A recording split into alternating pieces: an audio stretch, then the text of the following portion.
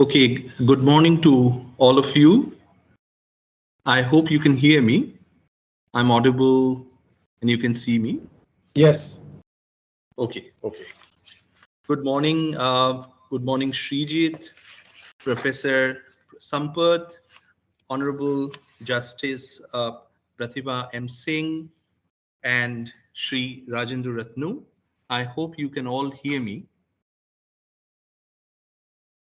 Yes. Okay, thank you so very much.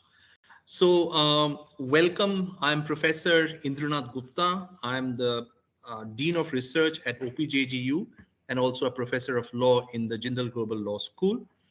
We are delighted to welcome you at this Jericho event. And this is a commemorative event on innovation for shared prosperity, celebrating 110 years of India's tryst with patents. We are delighted to have this morning with us Honorable Justice Pratibha M. Singh, Professor Dr. Bhavan Sampath, and Sri Rajendra Ratnu amongst us. I'll talk a little bit about what Jericho is all about. And before I hand over the microphone to my colleague, Professor Srijit. So the idea of Jericho was to ensure that there is an informed policymaking by undertaking cutting edge research and high level deliberation happens on topics at the interface of intellectual property and competition. Our core activities have been research publications in areas of high technology, innovation, IP, challenges at the interface of patent rights and competition, and issues underlying the standardization process in the ICT sector, particularly the role of standard setting organizations and patent licensing terms. We also have in the past organized high-level international conferences to disseminate Jericho's research and to provide a platform for international scholars and practitioners to share their work in the related areas. We have had the opportunity to organize consultation workshops and seminars that involve leading academicians, policymakers, and experts from the industry to discuss on topical issues in a holistic and meaningful manner. We are really honored to have all of you amongst us this morning. With those words, may I now request my colleague, Professor S.G. Srijit, Professor and Executive Dean, Jindal Global Law School, OP Jindal Global University, to deliver the welcome address in the keynote session. Over to you, Srijit. Thank you. Thank you very much. Very good morning to everybody. Honorable Justice Pratibha M. Singh, Professor Dr. Bhavan N. Sampath, Sri Rajendra Ratnu, distinguished panelists and speakers of the sessions to follow. Dr. Manveer Singh, the author of Standard Setting Organizations IPR Policies, my distinguished colleagues at the Jindal Initiative on Research in Intellectual Property and Competition, and everyone connected to us through our channel. Welcome to the commemorative event on innovation for shared prosperity, celebrating 110 years of India's tryst with patents, the best of the titles a commemorative event can get. As Jericho marches ahead, it's becoming more and more imaginative in terms of its approaches and commitment to its founding goals. A commemorative event like this, meant to celebrate the anniversary of an office, perhaps an institution, which drives innovation and is a site of policymaking and implementation, is a sign of their extraordinary resourcefulness. This event also evinces an extraordinary trend typical to late modernity, to cherish the historical memories associated with the evolution and self-becoming of our institutions. These institutions reflect our historical desire for order and organization, both in terms of norms and practices, and our soaring passion for social and economic development. Study their evolution in policies and practices, we get to see the ebb and flow of our own self-becoming through the trials and tribulations of time, and our remarkable resilience against temporal challenges. These memories act as inputs for our future. What has been aptly captured in the title of this theme, our shared prosperity. Particularly in the context of Indian Patent Office, it bears memories in its policies and practices of a colonial past. It bears the memories of our post-independent aspirations for social and economic self-sufficiency and growth. And it bears the memories of our post-global ambition to become a world economic leader. Today, the Indian Patent Office is the institutional representation of a regime and a system standing tall as the bearers of our dreams and aspirations, which are relevant not only economically, but also socially and culturally as well. I'm not sure about the relevance of my thoughts. If they strike the code of irrelevance, my apologies. But I'm sure those distinguished speakers, the galaxy of them, lined up to speak today will have things of relevance and import to speak and share with all of us. I take this opportunity to thank and congratulate my colleagues at Jericho, Jindal Global Law School, and OP Jindal Global University for this idea and their remarkable efforts. On behalf of all of them, I welcome you all to this commemorative event. Thank you and welcome. Thank you, Srijit, for those wonderful words. With that, let me introduce Professor Bhavan N. Sampath. Professor Sampath is a professor in the Department of Health Policy and Management at Columbia University's School of Public Health and a research associate at the National Bureau of Economic Research. An economist by training, most of his work focuses on issues at the intersection of health policy and innovation policy. He has written broadly on the law and economics of the patent system, using patent data as economic indicators, life science patent policy, the effects of the Tryst Agreement on innovation and competition, and on the roles of the public sector in innovation. Thank you so very much, Professor Sampath, to have agreed to deliver the inaugural address. And I must also thank you because I know it's a time difference and it's quite late in the evening. Over to you, sir. Thank you. Thank you. Thank you very much. Can you hear me okay? Thank you. Great. So thank you, Srijit. Thank you, everybody, for inviting me to join this distinguished inaugural panel. I think the only reason I'm leading things off is because, indeed, I'm in New York City and it's the middle of the night.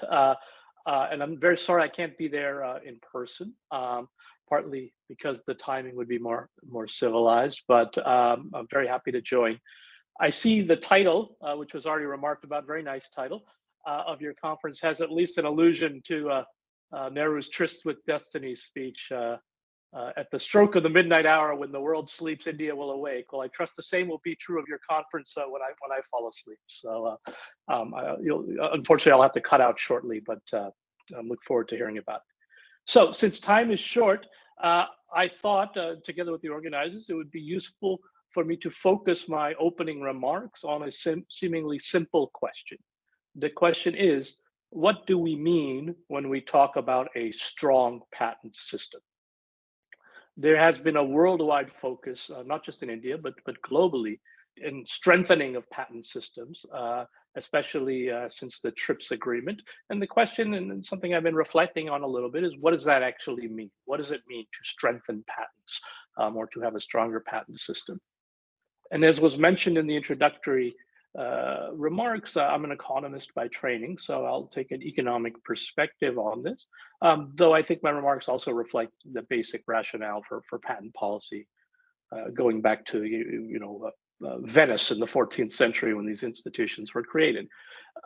And in a sense, the main challenge in patent policy is simple. In theory, it's balancing the benefits from innovation that patents may provide with the costs associated with reduced competition and access that patents can create. And finding, I don't have a blackboard here with me, but finding the sweet spot on that curve is essentially the goal of patent policy, theoretically. So from that perspective then, what do we mean when we say a patent system is strong? It's actually a hard thing to answer, especially given limited time. But the easy, and I think, but perhaps still controversial thing to say is that it very much does not necessarily mean more patent filings or more grants, right? Counting patents to measure innovation is a bit like counting calories to measure health. And in some contexts, there may be a correlation, but in general, calories are an imperfect indicator, and an obsessive focus on them may be detrimental to health promotion overall, right? If you'll pardon the analogy. Indeed, there's nearly a half century of empirical work, maybe more now, in economics and related fields, suggesting that in most industries, patents actually aren't the main way in which firms appropriate returns from R&D, with pharmaceuticals and chemical-based industries being the major exceptions.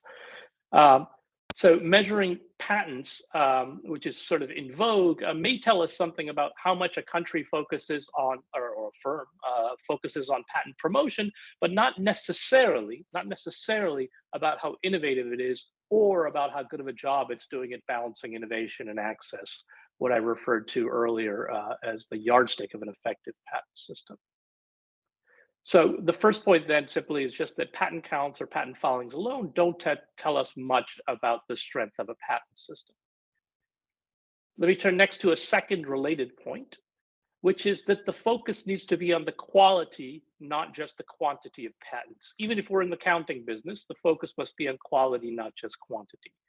And what that means is how good of a job is the patent office of a country doing in ensuring that only novel and inventive applications, and those meaning other statutory bars of patentability, are granted, and in fact that those are indeed being granted regularly with relatively little uncertainty. And that would be determined by things like the incentives facing patent examiners, but also the resources of patent offices, the experience of patent examiners, et cetera, et cetera, et cetera.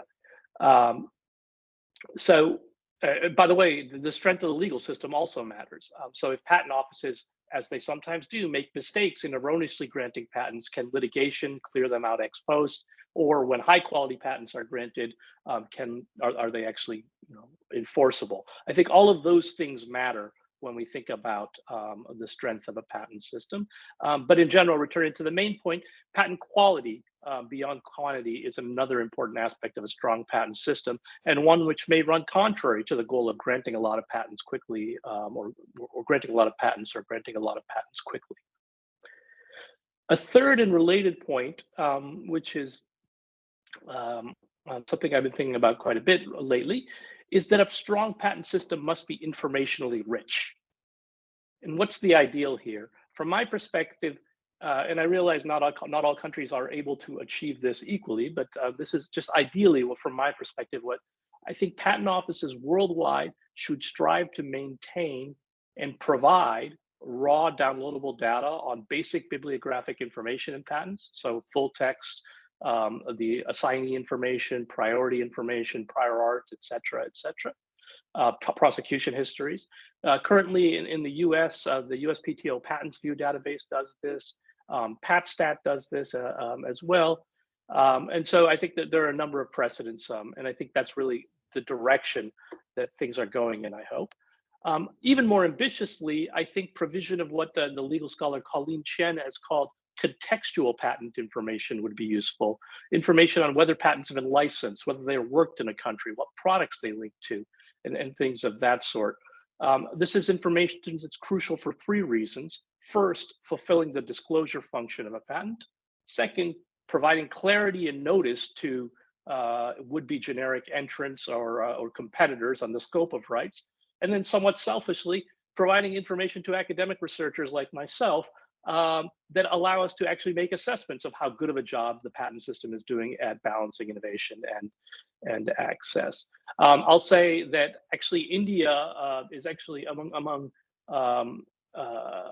recent adopters of drug patent laws in particular. India is actually kind of an international leader on this in the sense that they have requirements about foreign filings and local working reports and whatnot that are collected as part of the prosecution process.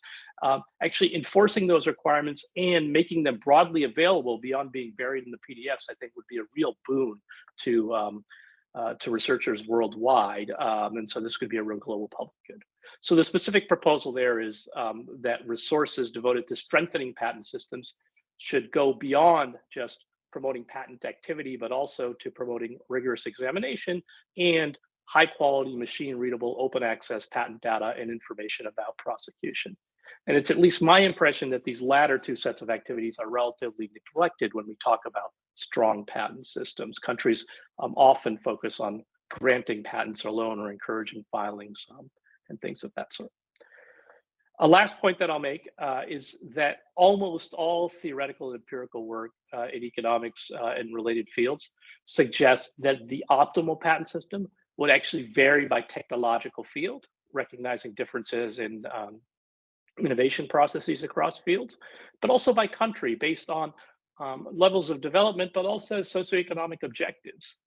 This is a point thinking about the theme of this conference. This is the point that your Justice Iyengar made eloquently as well in his 1959 report on patents, which I take it was an important moment in the 110-year history that you'll be discussing today. And it's really a remarkable report, which I recently had the pleasure of rereading. Paradoxically, the one thing I think that most observers agree on, that the same type of patent system is not optimal in all contexts, seems to be curtailed by the harmonization that was sort of compelled by TRIPS.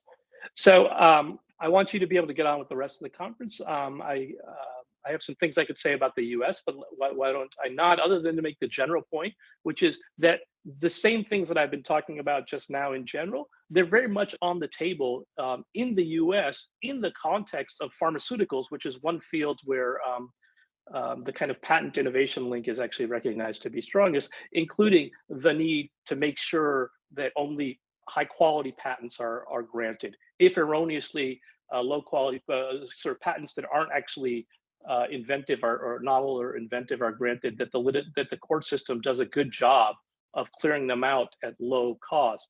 Providing information on what patents linked to what drugs is another thing on the policy agenda now. And these are things that we're thinking about here in the US and really have sort of bipartisan support, partly because once again, as is true every 30 years or so, the US is concerned about high drug prices. So this is these are the wishes that I laid out for what I'd like to see going forward in terms of patent system strengthening. Once again, I think echoing Nero, these are my dreams, not just for India, but for the world. So thank you for the opportunity to provide my perspectives on these issues, which I hope may have sparked some thoughts, and I wish you a productive day and look forward to hearing how the rest of the day goes. Thank you. Thank you so very much, Professor Sampath. We hope to discuss some of these points in the panel discussion later in the day, and we can't thank you enough for taking time out at such an odd time, and we hope to meet you in the recent future. Now we have amongst us Honorable Justice Pratibha M. Singh, High Court of Delhi, to deliver the first keynote address in this session. Before I request ma'am to deliver the first keynote address, let me take this opportunity to introduce, although ma'am needs no introduction, but I'll do my best. Justice Pratibha M. Singh completed her 5-year law course from University College, Bangalore. She graduated as the first rank holder from Bangalore University and also represented India at the Philip C. Jessup Moot Court competition in Chicago, USA. She was offered the ODA SSS scholarship by the Cambridge Commonwealth Trust to study LLM at the University of Cambridge. She enrolled with the bar in 1991. Before being elevated to the bench, she was a leading intellectual property lawyer in India. She had the distinction of handling landmark matters in all areas of IPR laws, including patents, trademarks, designs, copyright, plant varieties, internet laws, amongst other things.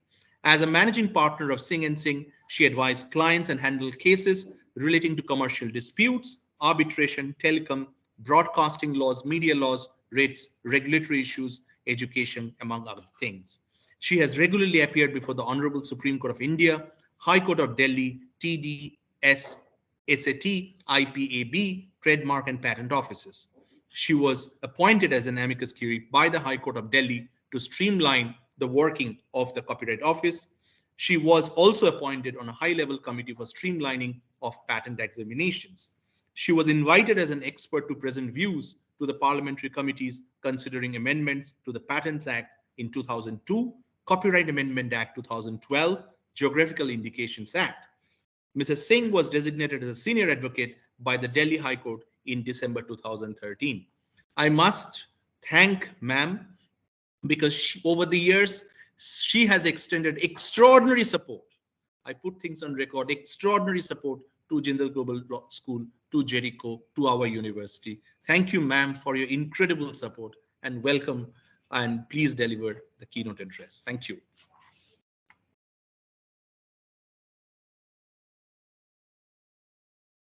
Very good morning to all of you. I can see the professors from Jindal Global Law School, and I heard Professor Sampath from the Columbia Law School, and I can see the Controller General, Sri Ratnu, who is on screen, and all the attendees today. A very good morning. You've caught me at the wrong time. I have to sit in court at 10:30. But yes, I'm going to try and do as quickly as I can in about 15 minutes my keynote address. Um, the reason, I accepted this invitation though on a working day was because the topic was very, very attractive. It said India's tryst with patents of 110 years. My God, it sounds like a long journey, but it has been an amazing journey. And I'm happy to say that at least since 1992, I've also been part of this journey. That's about 30 years. And it's actually, when one looks back, you cannot guess my age on that basis. Please don't do that. When one looks back, it feels we've come a long way. And not just speaking about patents in special, but intellectual property in general. We have made all-round improvement both in the administrative and the judicial field in India. And today I feel so happy to hear when Professor Sampath just said India is an international leader in patents. And that is actually true. And that credit goes to the intellectual property fraternity in India, and above all, the administrative machinery which is headed by the government, which has done so much in the last 20 to 30 years in improving the systems. In fact, I was very surprised day before yesterday. As you all know, I'm now in the IP division, and where, of course, there are certain creases which we are ironing out in terms of some of the problems that the administrative machinery is facing. But I was really pleasantly surprised to learn how we can get trademark registrations within 6 to 8 months in India, and patent registrations in less than 3 years if they go through smoothly. I think we've done enormous improvement in our systems. And of course, in jurisprudential systems, India has developed its own rich jurisprudence in trademarks, in patents. I remember in my initial years of practice, it was very common for us to refer to, international commentaries and journals from abroad, whether it was FSR, RPC, USPQ. Without them, we could not do any challenging case law, any challenging case. But today, sitting on the IP division, I can say with utmost confidence that it's very rarely that I need to consult commentaries or judgments from abroad, because our jurisprudence has become so rich that on any particular legal issue, we are able to find judgments in Indian law. And that is a lot to say. And I also can say with considerable confidence that one always just remembers 10 or 20 decisions in patents while we speak in conversations and in general interactions. But you would all be surprised. There are more than 600 to 700 reported judgments on patents in India, and from high courts across the country. And this, I think, India needs to pat its back for this rich jurisprudence. And there are certain issues in the administrative machinery and in the IP adjudication machinery where there can be much more improvement, which I think together all of us are trying to improve. And it's not very far off, like in the next 5 to 7, 8 years, I do see the complete recalibration of IP adjudication and IP registration in India, because the scrapping of the IPAB has resulted in an opportunity for the judicial system, which I'll be telling you about in the end of my address just now, and how we are trying to recalibrate IP adjudication. Let's now go back to what is the keynote address the tryst with patents for 111 years. As we all know, I mean, the first patent was granted sometime in the 1400s, and both in Italy and thereafter in the UK for industries who were. It was like a grant given by the crown, and this is something known within the community. I don't need to emphasize too much, but the first Indian legislation, to be very clear, was in 1856 in India, when the British Act of 1856 became applicable to India. And in 1856, the first patent was granted in India. And at that time, you could file a British inventor could file a patent in India within 6 months after the filing in Britain. So the concept of priority date and a convention application dates back to the almost 150 years ago, and therefore these are old concepts. They've existed in India, but yes, the complete overhauling and a pure legislation for India happened in 1911, which is why I think you call it as the 110 years of tryst with patent law. And this act actually created the Controller General of Patents and Designs, and the patent office was established properly. But as Professor Sampath just mentioned, we had two major committees post-independence, which made a unparalleled contribution for Indian patent law. Bakshi Tekchand, a judge from the Lahore High Court, and of course, Justice Rajagopal Iyengar. Both of them. When you read those reports, it's almost, one becomes almost emotional that in that day and age, without the internet, without access to information, such reports could in fact be written. I mean, I'm sure if I try to write something today, it will be very difficult to match the quality of that report. It changed the landscape of Indian patent law, both these reports. It looked at how India should be looking at patents and the manner in which India should be looking at patents, the reforms that were suggested, including provisions relating to compulsory licensing, working requirements, etc., etc. It was a completely different, thinking which was there at that time, and I guess at that time we were also with the socialistic kind of perspective that we had as a country. There was a balance which was sought to be struck, and 1970 Act happened. It created the pharmaceutical industry. We took away product patents in food and medicine. But then again in the 90s, because of the TRIPS agreement, we brought it back. And I think that era of the Iyengar and Tekchand committee, Bakshi Tekchand committee report did a lot of good looking back, because though we did it late, every country went through the same kind of roller coaster in patent law. Most countries in the world had only processed patents, whether it was Canada, whether it was Germany. They had only processed patents for food, medicine, etc., and crucial areas of technology. So, I mean, when other countries may have done it in the early 1900s or in the late 1800s, we did it a little later after we got independence. But yes, in 1990s, 1995 onwards, we are now in the uniform regime of patent law, which is a global regime. We amended our patent law in a major manner to bring it and align it with TRIPS. And I remember Dr. Rajiv Dhawan, while arguing the Supreme Court matter Novartis, he was appearing for one of the generic companies. I was really taken aback when he said TRIPS was a treaty of coercion. Even the judges went back and sat and said, oh my God, Dr. Dhawan, are you saying this?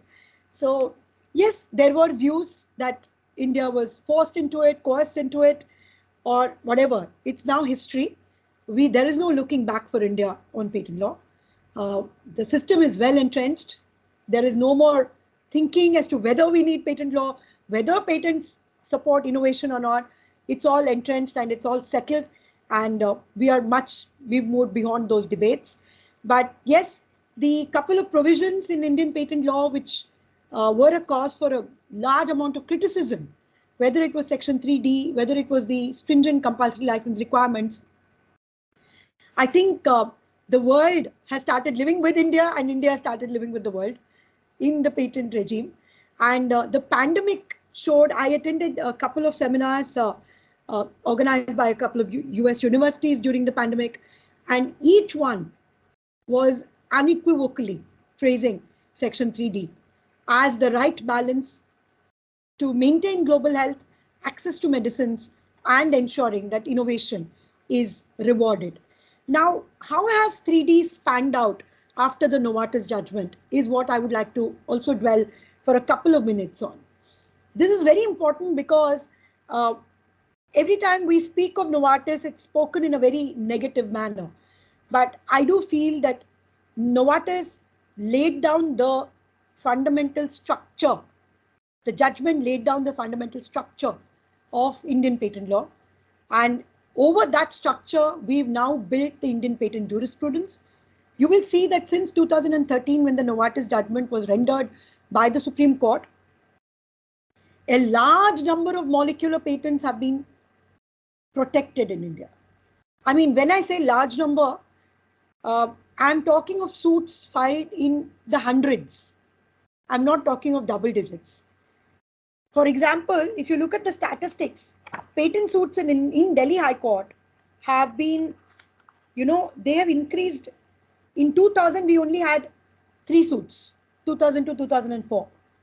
In 2010 to 14, we came to 61 suits, fresh suits. 15 to 19, 180 suits. And you won't believe it, in just the last 2 years, 2020 to 21, we've had about 130 suits. We're talking about large-scale patent litigation being filed in India.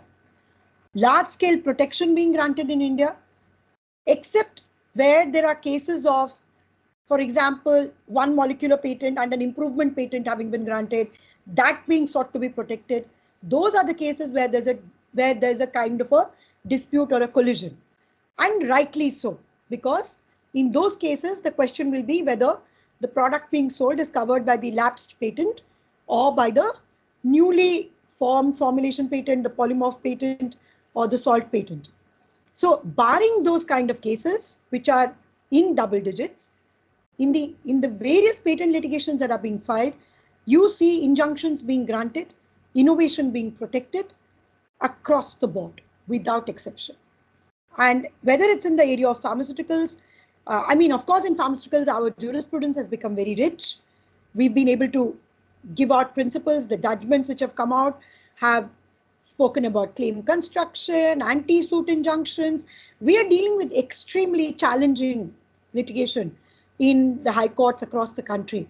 And the Indian judges and courts have, really risen to the occasion, done an amazing and tremendous job in giving out the right judgments. Apart from this, I would like to mention the entire development of litigation in the area of standard essential patents. India, according to me, is a leader in this area. Most countries in the world, whether it was the US or the EU, took very extreme positions on standard essential patents. However, India didn't do that. India developed its own jurisprudence on standard essential patents. It ensured that it struck the right balance between the patent owner and the defendant's need to use the technology, and directed various kinds of interim arrangements, interim payments, interim deposits, royalties to be deposited. So that's the entire jurisprudence of about 40-50 litigations which we've seen in the Delhi High Court. So whether it's in the area of pharma, other technologies, or in the area of standard essential patents, India has done amazingly well. And I'm proud to say that India has done so well. Now let's come to the abolition of the IPAB. That's the last topic I want to speak about. The abolition of the IPAB was an absolute shock to the IP community. Though not to Mr. Ratnu, he will say, we knew about it, we were the ones who did it. But yes, I must say we were all surprised because IPAB was an expert tribunal. It was there. It was created in the 1999 Act. It got abolished. Again, I must say it was a challenging event for the IP community. But yes, both the administrative machinery and the judiciary, more so, has risen again to the occasion. We have been able to, in the Delhi High Court, draft very detailed rules to govern. We've established the intellectual property division of the Delhi High Court with 2 exclusive judges dealing only with intellectual property cases. So if you look at the filings in Delhi High Court on IP cases, you would be surprised to know that on an average, since the abolition of the IPAB, it is expected that about 500 to 600 cases will be filed every year in the Delhi High Court. And in the other 3 or 4 high courts like Bombay, Madras, Calcutta, etc., we expect about 300 cases to be filed every year. So that's a huge number we are looking at. And that is apart from all the IP litigation which is filed in the commercial courts across the country at the district level. So we are looking at thousands of cases every year. India is a robust IP litigating country. And this is proved by the fact that I was pleasantly surprised when I saw the recent statistics about patent registration. Till very recently, till about 2016, before my elevation, I used to keep a track of the number of trademarks and number of patents which were filed in India. 80% of trademarks were by Indian businesses and 20% trademarks were by foreign businesses. And at that time, the patent filing was exactly the opposite. 80% was by foreign businesses and 20% by Indian businesses. I'm pleasantly surprised to note that when I got this report prepared just about a few months ago, 2-3 months ago, the filing of patents in India by Indian businesses is 40% today. It's increased by 20%, which speaks volumes about the amount of innovation that's happening in India. Because the entire startup culture that has been created, the entire ecosystem that is now being provided to innovators, I'm not saying that there is no chance for improvement. This is always a work in progress. But from 20% to 40% is a huge jump. And I'm sure Mr. Ratnu will give the actual figures. He will correct me if I'm wrong. But I think that this is a huge game changer for India. The fact that we have 40% Indian innovation happening in our country is speaking volumes of what we are doing. We are around 60,000 patents being filed every year. I think these numbers should improve. I'm sure by 2025, we would have hit about 6 figures, a lakh of patents a year, which would be amazing. And I think that insofar as the tryst with Indian patent regime is concerned, I believe that India is now a global leader in patent law. We don't need to look to anyone else as to how we need to create our patent jurisprudence.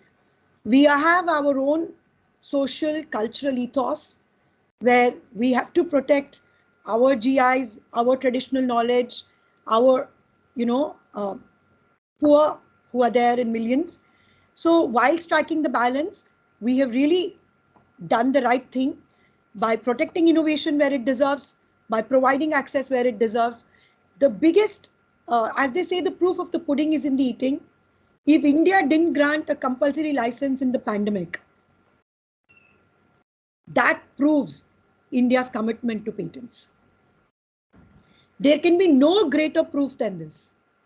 And yesterday I was hearing a case where an innovator company had freely licensed manufacture of its drug to Indian companies, a treatment which was to be used for COVID-19 pandemic patients.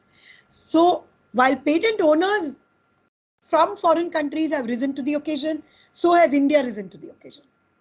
It's been an amazing balance that we've been able to strike. Sometimes they say, a teacher only needs to wield the power, yield the power, hold the power, not actually wield it, So I think the provisions in Indian law are extremely forward-looking and maintaining the balance. And as innovation grows in India, I think several substantive provisions will be looked at as we go forward. But the creation of the IP division and the overhauling of the administrative machinery by the government and the trademark and patent offices and centralizing and making it more transparent, having much more technologically advanced systems for conducting hearings, for processing of trademarks and patents, etc. I think we are on the right path. I would say we are a train which are on the track. It only has to move from gear to gear as we go forward. Thank you so much for having me today. Uh, I didn't want to go too much into the history. I think it was more important to be forward-looking today. And the Tryst has been an amazing Tryst. We are celebrating the 110 years. And thank you for the Jindal Global Law School for having, identified this topic as a Tryst with patent law. And I see so many familiar faces. Professors from Jindal. They're doing an amazing job and keep continuing your good work at the academic level. I see Dr. Ganguly on the screen, smiling away as always. Have a great day and enjoy your deliberations today. Thank you.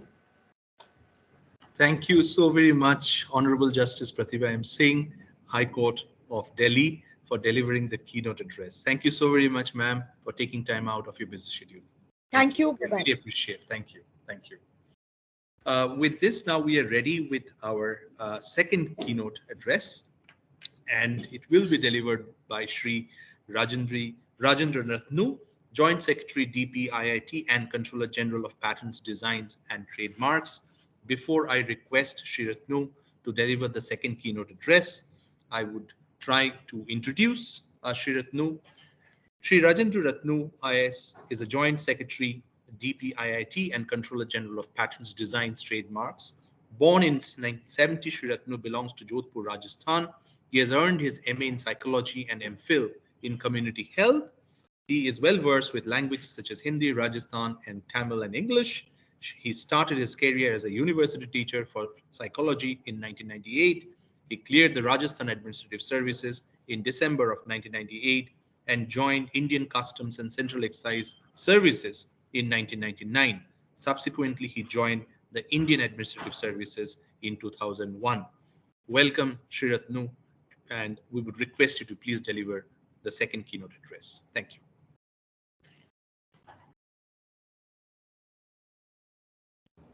Thank you very much for this opportunity. All the dignitaries, Professor Pratibha M. Singh, Professor S.G. Srijit, the Dean Jindal Global Law School, Professor Bhavan Sampath, Department of Health Policy and Management, Columbia University, and all the other participants in this event. Thank you very much for organizing this very important event, and at this juncture, and that too, the topic seems very interesting. The innovation for shared prosperity and celebrating 110 years of India's tryst with patents. So my compliments to the university for coming forward for this event, and also for the invitation that they have extended to me. First of all, I like to also appreciate the way Professor Honorable Justice Pratibha M. Singh, who has been sort of a champion of Indian patent policy and has been a very important part of our ecosystem, and who was also part of the think tank in 2016 that led to formulation of the India's patent policy, first Indian patent policy, and many reforms that followed after that. First of all, I would like to also, like Professor Bhavan Sampath had, made certain points. I agree with him that it is not numbers and not calories that make a good health of human beings, and same way it is not the numbers alone that are important for a patent ecosystem.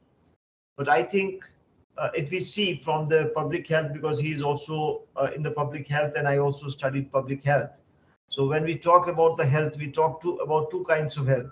One is a curative health and one is a promotive health.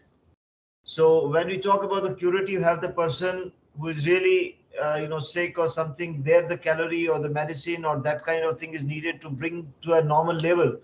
And beyond that, one can march on to going to a gym or taking supplements and other thing, but one has to come to a normal level of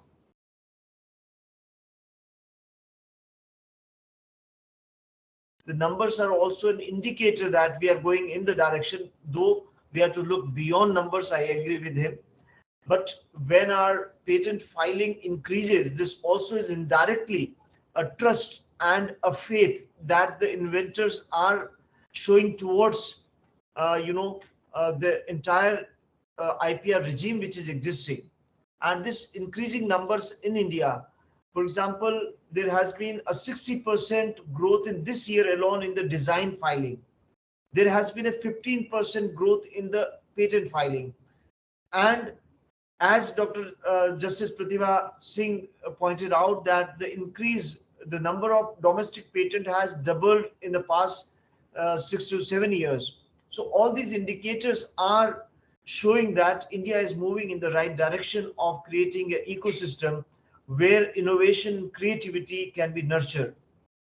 And therefore, at this juncture, I like to also point out that there had been number of steps taken by Government of India and our organization, the CG office, which has led to this kind of trust, a faith in the Indian patent system. And one of them has been the process reengineering, appropriate amendments in the law, and at the same time, entire complete e-processing of the entire process has been made online without any human intervention. And I like to tell with pride that today the entire allotment is by machine. Which patent application will go to which examiner or which controller is entirely automated, and nobody has any control over that kind of system. So that is the degree of transparency which we have entered into. There may be many areas where we have to still improve. In certain cases where opposition matters are there, the disposal time is still more. But the first examination report after publication period, we are at par with the global benchmarks, and probably one of the best in the world in terms of the simple disposal of where no complications are there. Still, our patent disposal time has improved, tremendously. But yes, we are in the process of further strengthening our offices in terms of resources, both human and the IT resources and other infrastructures. And I'm sure that the coming years will see a major transformational change in the country. Educational institutions, especially higher educational institutions, they play a great role in the research and innovation in the economy, and especially for emerging economies like ours. They also pave a way for the robust innovation ecosystem by providing talented, creative, cultivated young minds to the innovation ecosystem. And in that context, IP serves as a foundation of innovation, research, and creativity, and thereby plays a significant role in the economic, social, and cultural development of the country.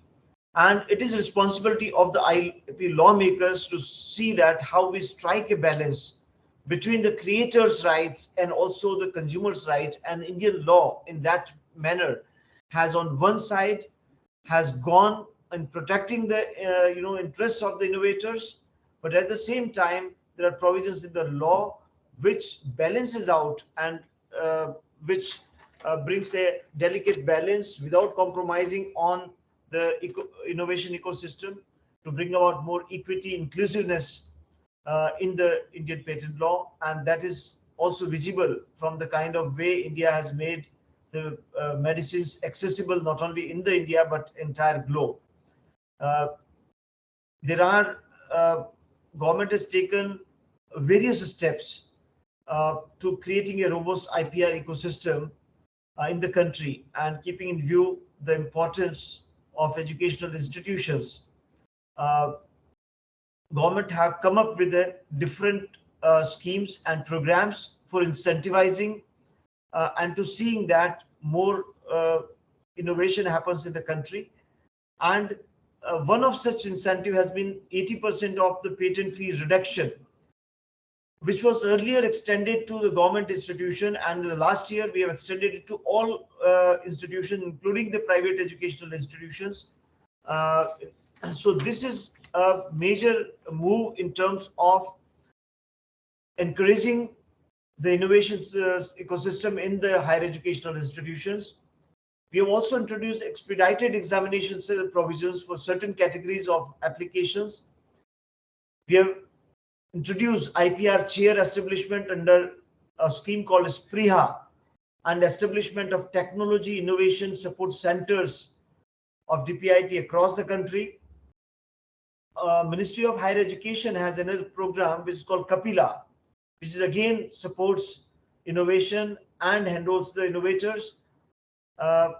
Patent facilitation program of Department of Science and Technology. These are some of the initiatives which shows that patent is not being seen as a one vertical of the government, but there has been mainstreaming of innovation thinking into various departments, be it the science and technology department, be it the higher education department, be it the MSME department, be it the DPIIT, or many other things. If we have to move forward towards knowledge economy, we cannot have the silos. We have to break in silos. We'll have to have better bridges built with academia, with the researchers, with the higher educational departments, apex bodies, and we have to all work as a team to create and transform the Indian innovation ecosystem and take the India towards a knowledge economy. All these efforts have brought very fruitful results so far, and India improved its ranking in the Global Innovation Index from 81 in 2015 to 46 in 2021, and is now among the top 10 countries in annual IP generation, but the number is still a fraction when we compare with other countries including China, USA, Japan, Republic of Korea. For example, we, after all these efforts, we have reached from 40,000 to 60,000 in last 7 to 8 years. While we see that some of the countries like, for example, if we take the case of China, around 15 lakh patents are filed in China. And if we see the utility patent in the same country, there are around 21 lakh utility patents are filed, and 6 lakhs in USA. Well, Dr. Professor Bhavan still will argue that numbers are not an indicator of a strength of a IP ecosystem. But at this juncture, we will see that we are not focusing on the numbers alone. Like in entrepreneurship, they say that money is not an indicator of somebody's success, but an entrepreneur sees he does not create or innovate for money, but for money becomes for him an indicator and a reinforcer. Similarly, for us, the numbers are not the end goal. We want to see that a culture of innovation, a culture of creativity, a culture of divergent thinking is created in the India, and we have to have a long reform path on the education, its pedagogy, its content at both the school education level, higher education level, and all the stakeholders of this innovation ecosystem have to work towards that end. But one of the indicators we find of all these reforms in the law, in the processes, in ease of filing, ease of doing business, in terms of startup ecosystem and other kind of things which we have put into place. One of the reflectors or indicator of this faith or trust into the Indian ecosystem of innovation is greater and greater number of people innovating, thinking divergently, and that will be manifested in larger number of patents being filed. So IP numbers from educational institutions are also not very encouraging. And if we do analysis of the substantial disparity among universities in overall IP activities, for example, the patent activities are limited to a handful of central universities and institutions like IITs and few private universities and institutions. The IP activity in the state educational institutions is almost negligible. And one of the main reasons for such poor IP activities in India is, among other factors, low IP literacy, that still people do not know what a patent protects, how this benefits, what is the commercialization of a patent, or what is the design rights, what is the right over a trademark or GI or uh, uh, other IP related rights. Therefore, we have taken upon a mission mode, a program called NEPM, which has been initiated by the Office of Controller General of Patent, Design and Trademark this year, National Intellectual Property Awareness Mission, for generating IPR awareness and reaching out to 1 million students, researchers, and partners by 75th year when the India is completing on 15th August 2022. So we started this program in the last 4 or 5 months, and we have already reached nearly 0.6 million. 60% of target we already achieved, and I hope that our partners like Jindal Global University will also take not keep this event as a one-time event, but they will also create their internal resources, and I'm ready to spare my team and my technical people to take an exclusive technical session for your researchers, your faculties, and creating your in-house resource person who can spread and maybe adopt some of the universities, colleges in the rural areas, and take the message to a large number of institutions. And with this word, I once again compliment the organizers of this event and all the participants and the dignitaries who have spoken, and all the participants who are going to be there in the next session.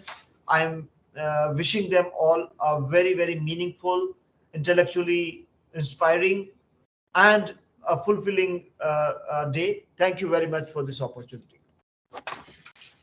Thank you, Sri Ratnu, for delivering the second keynote address of the day. We are really thankful for taking time out of your busy schedule. Of course, as advised, we'll reach out to you and we'll have several meetings just to see what can be done, sir. Thank you so very much. With that, if I may now request my colleague, Professor Abhirup Bose, Professor, Jindal Global Law School, OP Jindal Global University, to deliver the vote of thanks. Thank you.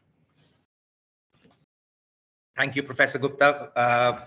So as we, as the title of our program today was a commemoration.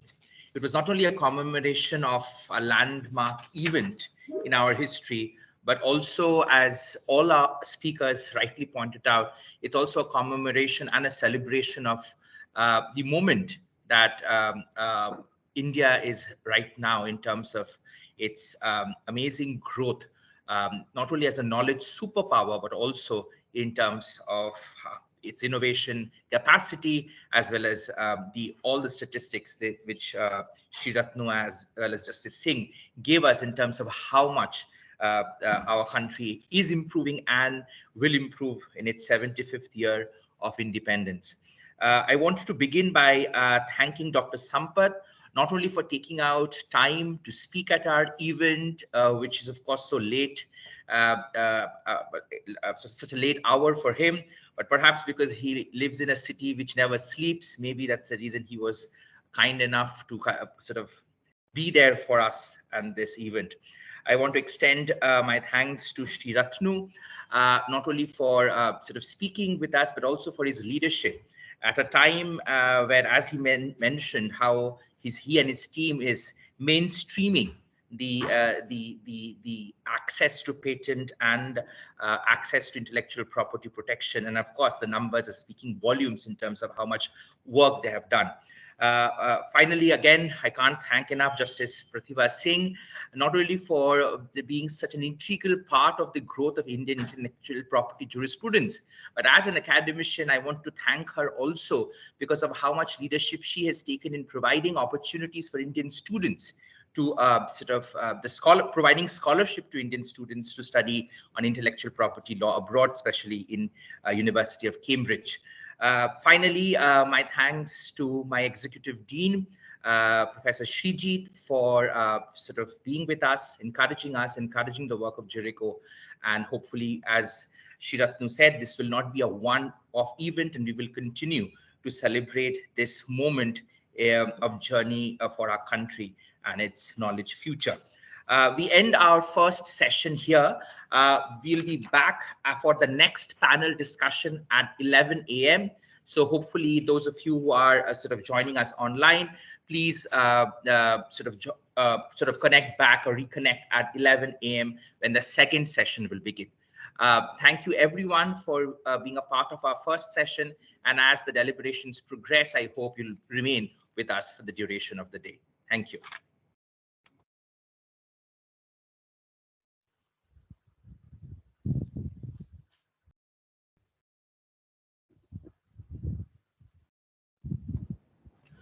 Morning, everyone, and welcome to the commemorative event on innovation for shared prosperity, celebrating 110 years of India's tryst with patents. So we begin the panel discussion, and I'm joined by Professor Ganguly, who's adjunct faculty IIT Jodhpur. He's also the CEO of Vision IPR. I extend a warm welcome to Professor Unni, who is a professor at IIM Calcutta. I'll not slip up this time, Unni. I will not call it IIM Kolkata. And we're also joined by Senior IP Policy Advisor, USPTO, Mr. Dinesh Sharma, and Dr. Hemang Shah, Indian Engineering Lead Director, Qualcomm. So before the format is going to be a set of questions, and I'm opening it up for everyone to respond to the questions. But there are certain queries that I might actually specifically point to one of the panelists, to one or two of the panelists to answer, and then the others can chime in, right? Before I open it up with a set of questions, I'm reminded to narrate an anecdotal experience. Since it is a commemorative event, I'm reminded of a former patent controller, NR Subbaram, if I'm pronouncing it the right way. He was a former patent controller as well, who kind of said, the patent office in India, right, prior to 1996, remained a little bit of a non-entity. Not many people knew about its existence.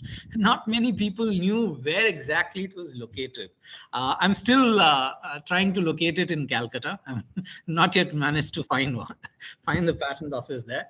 But and his point was, post 96. There seems to be a little bit of a buzz in the air with respect to the IP office, and more specifically, you suddenly have the chairs and the tables transforming into really luxurious pieces of furniture, and suddenly there is a lot of attention that is being paid to the IP offices. I wonder why that sudden transition happened, and hopefully some of the panelists here, especially Professor Ganguly and Professor Unni, who might have seen the transformation of the patent office, might actually kind of pitch in at a later point in time in terms of how the patent office itself is transformed over the decades, right? Apart from its functioning, I think there's a whole new buzz about the patent office. Especially, I still remember when I myself was appearing before the patent controller with respect to a patent opposition matter. The patent, the officers in the patent office seem to kind of have, a broad smile on their face, saying that things have changed. Young man, we are now getting to travel to, to Italy for our training on certain aspects of the patent law. And we do get a certificate, and that does kind of help us in terms of, how we end up scrutinizing the documents. But that's just, an anecdotal experience, so to say, with respect to how the patent office itself seems to have transformed over the years.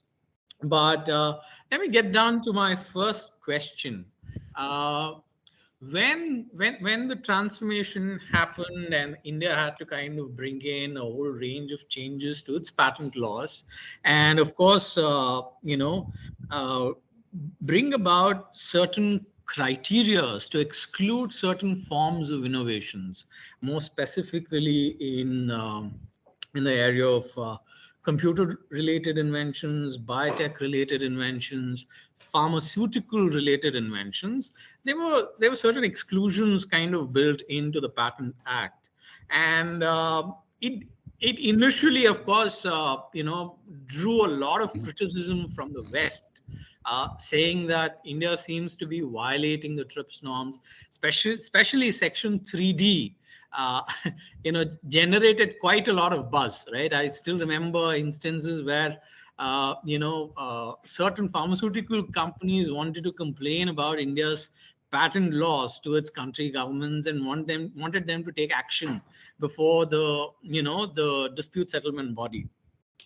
Do we really think, even after those changes, I think it's almost 16, 17 years since those changes have actually come in, do you really think uh, the Indian patent norm, especially given that the IPO has put out a certain set of guidelines on certain areas, especially software, uh, do you really think we still face practical problems and challenges when it comes to dealing with patentability of certain innovations in the software area, biotech innovations, or pharmaceutical innovations?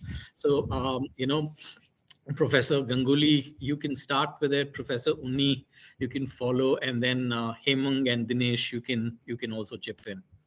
Great. I think it's so timely, this particular discussion. The way I'd like to start is India's first, attempt to look at patent law very seriously was, as Justice Pratibha Singh in the morning mentioned, was with those two commissions, and more specifically so with the Iyengar Commission report, which was published in September 1959. And then it remained in limbo from 1959 to 1970. Now, I must have read the Iyengar Commission report by now at least 40, 50 times. And believe it or not, every time I read the Iyengar Commission report, I discover something new. Even today, it's such an extraordinary report, that I think any student of IP must study that Iyengar Commission report, which is so scholarly, which is so much in detail. Now, what the Iyengar Commission report did was, single-handedly, he looked at the socio-economic, the technological advancement, or the situation in the country at that point in time, right? And that's very important because it's very contextual. So it looked at everything at that point in time and said, what would be good for India then? And therefore, at that point in time, defined a whole range of exclusions to patentability, right? And so came in, was introduced the Section 3 in the Indian Patent Act, 1970, which was a distinct deviation from the 1911 Act. Now we must understand that that's the origin of looking at it in the context of India. And that's where I think when you look at Section 3 of the Indian Patent Act, says inventions not patentable, because patents are given only for inventions. And therefore, if there is a list of inventions, those are not defined as inventions within the meaning of the Act. And that's important. They are inventions, they are not defined as inventions within the meaning of the Act. And therefore, there was a laundry list that was put there in there under section 3. And section 4, very rightly so, brought in the whole aspect of atomic energy related inventions. And then section 5 was brought in at that point in time, which looked at saying, well, for products coming from chemical reactions, pharmaceutical products, food, etc., etc., etc., that we will not give patents in those product areas. Now that is the meaning of product patent as far as section 5 is concerned. Not a pen. Pen is also a product, but a pen could get a patent. But section 5 clearly came out and brought in a complete distinction and said these are products which come from chemical reactions or products, those are drugs, pharmaceuticals, foods, etc., etc., are not, inventions within the meaning of the act, and therefore it will not get patents, but you will get process patents. And then it talked about the term of the patent and brought it down to 7 years, or from 14 years, etc., etc. But that was a watershed movement in India's patent history and patent journey, which was fantastic, required at that point in time, and therefore the Iyengar report, really gave an impetus to the Indian science technology to evolve and industry to evolve. And that was the birth of the famous Indian pharmaceutical industry and the Indian chemical industry. So we have to look at it from that standpoint. Now, having looked at it that way, in 1970 Patent Act, and now when you look at the whole thing, we now need to review that particular aspect and not go blindly by what the Iyengar Commission said, right? And I would like to bring the perspective that we need to look or relook. Look, we have. Now we need to relook, investigate, re-examine distinctly on two concepts. One, what would be patentable subject matter? And we must come out very clearly, not saying that these are not inventions within the meaning of the act, but say these are not patentable subject matter. And that would bring in a focus and a bit of predictability of the type of inventions that would not qualify as patentable subject matter. So that would be the first part of the review that I would propose. The second part of the review would be that if it went through the filter of patentable subject matter, then obviously it goes to the second part, and only then it goes to the second part, and that is the benchmark for patentability, which is where your, the standard 3 principles or the 3 parameters of novelty, inventive step, and industrial applicability come into play. So we are now just at the right moment to really re-examine the Indian Patent Act from this point of view. That is the point number 1, which I would like to make. And therefore, when you now look at it, that in the 1970 Act and the Iyengar Commission report based on which the 1970 Act was put in place, there was no concept of inventive step in the Iyengar Commission report. There was no concept of inventive step in the 1970 Act. All that was listed under what are not inventions within the meaning of the Act. And therefore, the whole concept of inventive step and patentable subject matter got intertwined or mixed in that whole list of items. So, in summary, therefore, we now need to look at section 3 critically and say that of this particular list, these pertain to patentable subject matter, look at them this way. And these are items which naturally flow into the inventive step part, which was brought into the Indian Patent Act in 2002 amendment with the definition of section 21J and 21JA.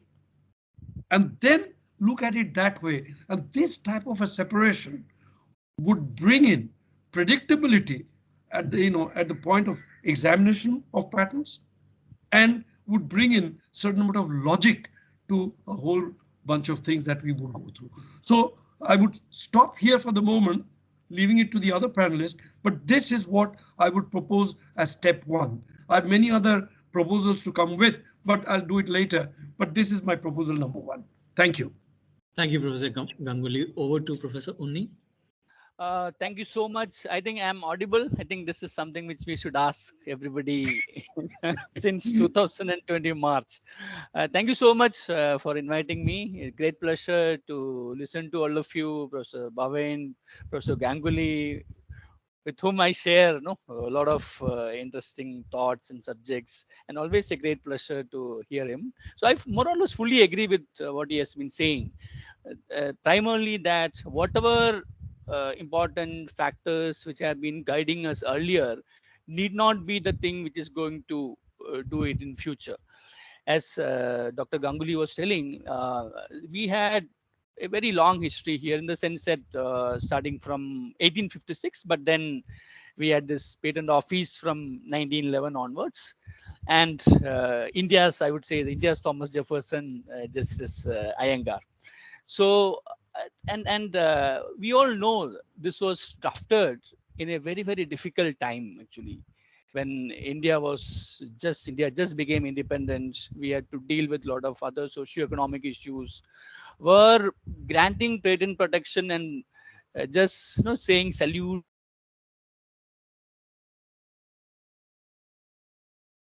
Mhm. and all of us know there was an important Bombay High Court decision sometime in 1967 or 68. I think Unicum versus Hest, which I would again say, because many of our friends are from US here, almost similar to the Roche versus Bolar, India's Roche versus Bolar, which in a way resulted in a lot of anger against the patent holders. And this would have, in a way, aggravated the government stand, because the Iyengar report was ready for a long time. Nobody was acting upon it. And this particular decision might have caused some kind of urgency in the minds of the government, which finally came up with Patents Act in 1970, which in a way became implemented from 1972. And we know how the industry took it up. So unless the law is backed by the kind of support from the industry, it really doesn't make any sense. So if we today are called the pharmacy of the developing world, it also has to do with the kind of support or the kind of initiatives which the pharmaceutical industry has taken post 1972. And that time, we know the philosophies were different. We were talking about an era where the prime minister will go to the UN or the WHO and say that India cannot allow patents as a tool where patents are going to be used as something where you are going to profiteer from life and death. But we have moved away from that. Post 1991, one of the factors which I would say that has more or less helped or more or less accelerated the entire process of accepting the fact that patents are going to be part of a broader investment landscape might be because of the 1991 economic liberalization, where you can't say that I want all your investment, but I'm not going to protect your IP. So that kind of stand became very, very clear for India. Of course, we tried to stop or do our bit. That's how all these major amendments came, or whatever the 10-year transition period which we got. But we know unless you have that kind of economic might to deal with these kinds of arm twisting, you can never succeed. So if you see the negotiating history from 1986 to 1994 up to 1989, when India was more or less fine in the economic front, we were trying to just try to push back. But post 1991, when we were actually forced to borrow from the IMF and all, our bargaining position also came down drastically, which finally was also tweaked through the Dungle draft and all. And we agreed to join this particular WTO TRIPS agreement. We had to implement this in three phases or three kind of important amendments: 1999 amendment, 2002 amendment, and 2005 amendments. And all these amendments in a way reflect some kind of concerns or tensions which we had, because on the one hand, none of these things can be understood in vacuum or something involving political activity, because those were the days where India did not even have a stable government. So they need to maneuver support, they need to tell something in the parliament, then tell something to the negotiating teams outside. So all these things were happening. But finally we managed to get a workable kind of draft. And 1999, we were also taken to the World Trade Organization's dispute settlement body. And finally, when 2005 amendment, especially on Section 3D came, when I was going through the draft of the generic medicinal approval guidelines of European Union, this was Section 3D was very similar to that. Maybe we got inspired from that. I would only use the word inspiration. So specifically to answer your questions, dealing with computer implemented inventions or biotechnological inventions or pharmaceutical inventions. Computer implemented inventions, we have come up with, the patent office has come with a lot of directives and all.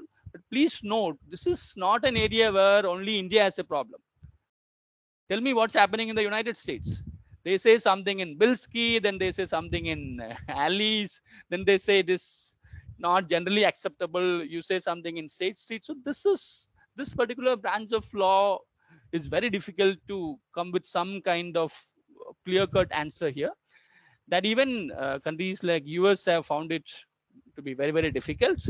Otherwise, Alice or otherwise, what's the need for US Supreme Court to hear two matters within a span of 5-6 years? So this is creating problems for everybody. You can say that I am only going to deal with a machine or a transformation, but at the end of the day, when an examiner is going to deal with a particular claim, is it that easy to differentiate? The answer is no. If it was that easy, these kinds of disputes would have never reached Supreme Court on multiple occasions. So software, computer implemented inventions, all of us are grappling with this problem. Naturally, Indian Patent Office will also have its a share of luck or mishits here. Pharmaceutical patents, I would agree, even though initially we were facing a lot of criticism. The fact that India did not resort to compulsory licensing on a massive scale post that NATCO judgment, Bayer versus NATCO, that compulsory licensing, clearly shows that over a period of time, policymakers are also realizing that, see, you can't be a good boy of everybody. That's not going to happen. And on certain occasions, if you are going to grant a property right, even though it's a negative right, you need to have certain clear-cut norms where the kind of the populism should not be overruling this. So the fact that only one compulsory licensing issued in the last how many years, close to 20 years, shows that over a period of time we are maturing here. And I can also tell you, as Justice Pratibha Singh was saying, there are a lot of instances where the US patent holders have won against Indian companies. So unfortunately, those are not highlighted. So what I'm saying is, overall, it's a learning process, and we are doing not badly. I would say we are doing good. So thank you so much. At least I will stop now. I'm actually very eager to listen to my other co-panelists. Thank you so much. Hemang, Dinesh, if you have any comments on this question. I'll go first. Thank you everyone for having us here, and really glad to hear Professor Ganguly and Professor Unni's thoughts as well. Very well summarized. I think I'll add a different flavor to it. Please bear in mind with a disclaimer that I've been very actively working with startups in the past 5 to 6 years. So while I have had visibility into, let's say, how an established corporation can go about its IP practices and everything, I think I've gained like a wealth of information by observing these new upstarts, right? I'm just tweaking the word startups to these upstarts in this new arena, and again, the startups which I'm talking about are working in this space of, generally speaking, high technology. So they are creating IoT products, be it drones, medical diagnostics. They are creating, supporting elements for electric bikes, or they're creating electric bikes themselves. Very new, innovative applications coming out of India. The problem which I see from them, and I see that the patent office is has been making a lot of strides towards them, right? Whether it is a faster examination, for these startup applications. The trouble is there are things which the patent office cannot solve. Like a startup firstly has to file the application reflecting that it is a startup. If it files in the general category, then there have been times where startups are complaining that, hey, why am I experiencing these long pendency times? And it's a matter of them not following the due process. But coming to the topic at hand, which are these guidelines that, let's say, most of us in the IP arena are familiar with or very actively involved with. Those are things that startups are just not aware about. And they are getting the old information that, hey, even if you are working at this conjunction of hardware and software, where you can demonstrate this technical effect, they assume that it is not patentable.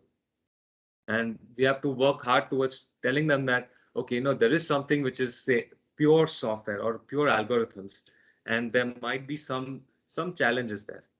However, most of them are working in this field where they can stake claim that, hey, I am using the hardware in very novel and innovative ways to speed up my processes, to increase my accuracy.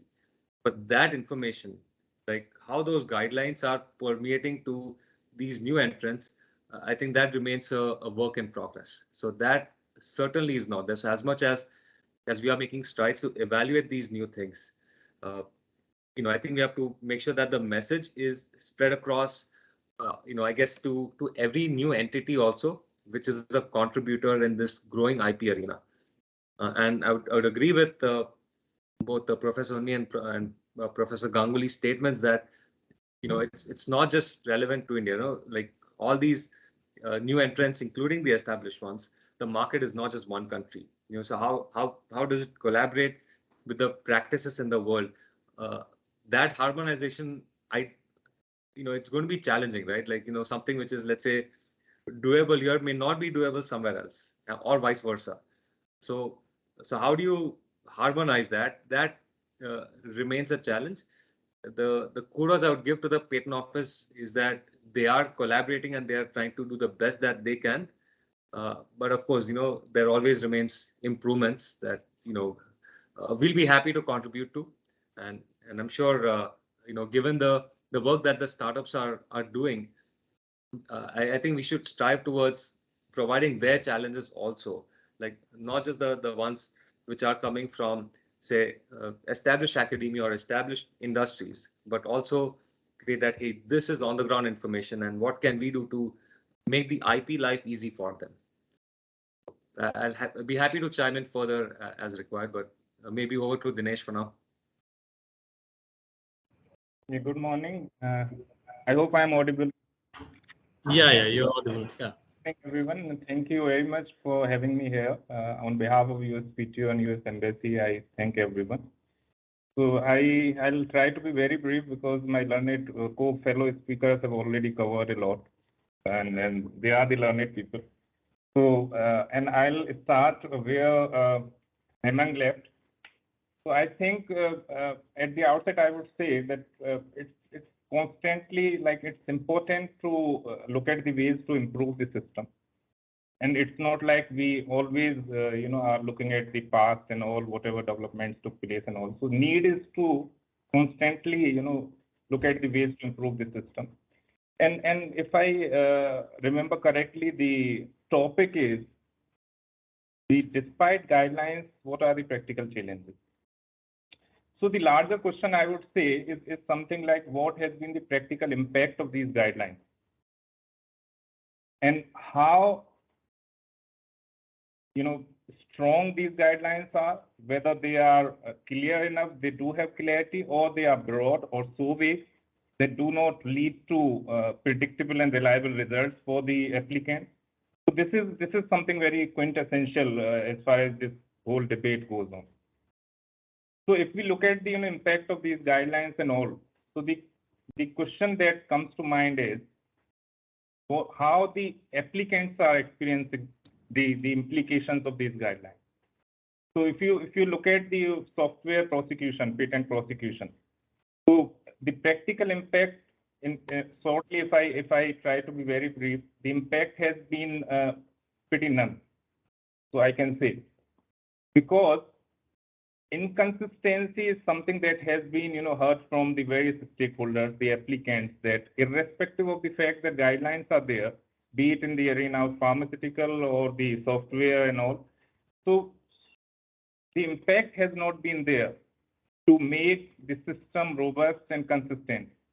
And as we all know, and we all appreciate that our economies and marketplaces are increasingly, global and increasingly innovation driven, and we do need, and it warrants robust IP protection. So there should be a desire to lead to predictable and reliable results while the applicants are going to file the application. So they have better, chances of, they have the predictability. They know that what the result is going to, go their way. So if we talk about the computer CRI guidelines and all, so as I just mentioned, the impact has not been there, irrespective of the fact how they are, portrayed. So it's the guidelines, 3 sets of guidelines, if I'm not wrong, have evolved over the years, and they have the prosecution has in fact continued in the same vein. Indiscriminate uses of the provisions have been there. This is something that we regularly hear from the stakeholders and all. So that's something we need to look at to constantly, and then we all appreciate that the entire system continues to evolve. So I'll try to be very brief. We continually do it today in US to improve our system, and every IP office throughout the world does this. So to look at the system, look at the ways how to improve it, to provide the examiners tools so that they can do the best job they can in a timely manner to help tackle dependency and all.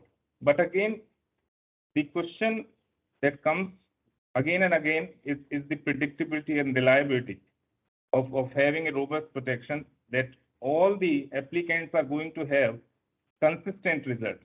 If you look at even a single patent office branch, different controllers may have different interpretations, may have different subjective interpretations leading to different results. So I think this is something, a matter of constantly improving the system.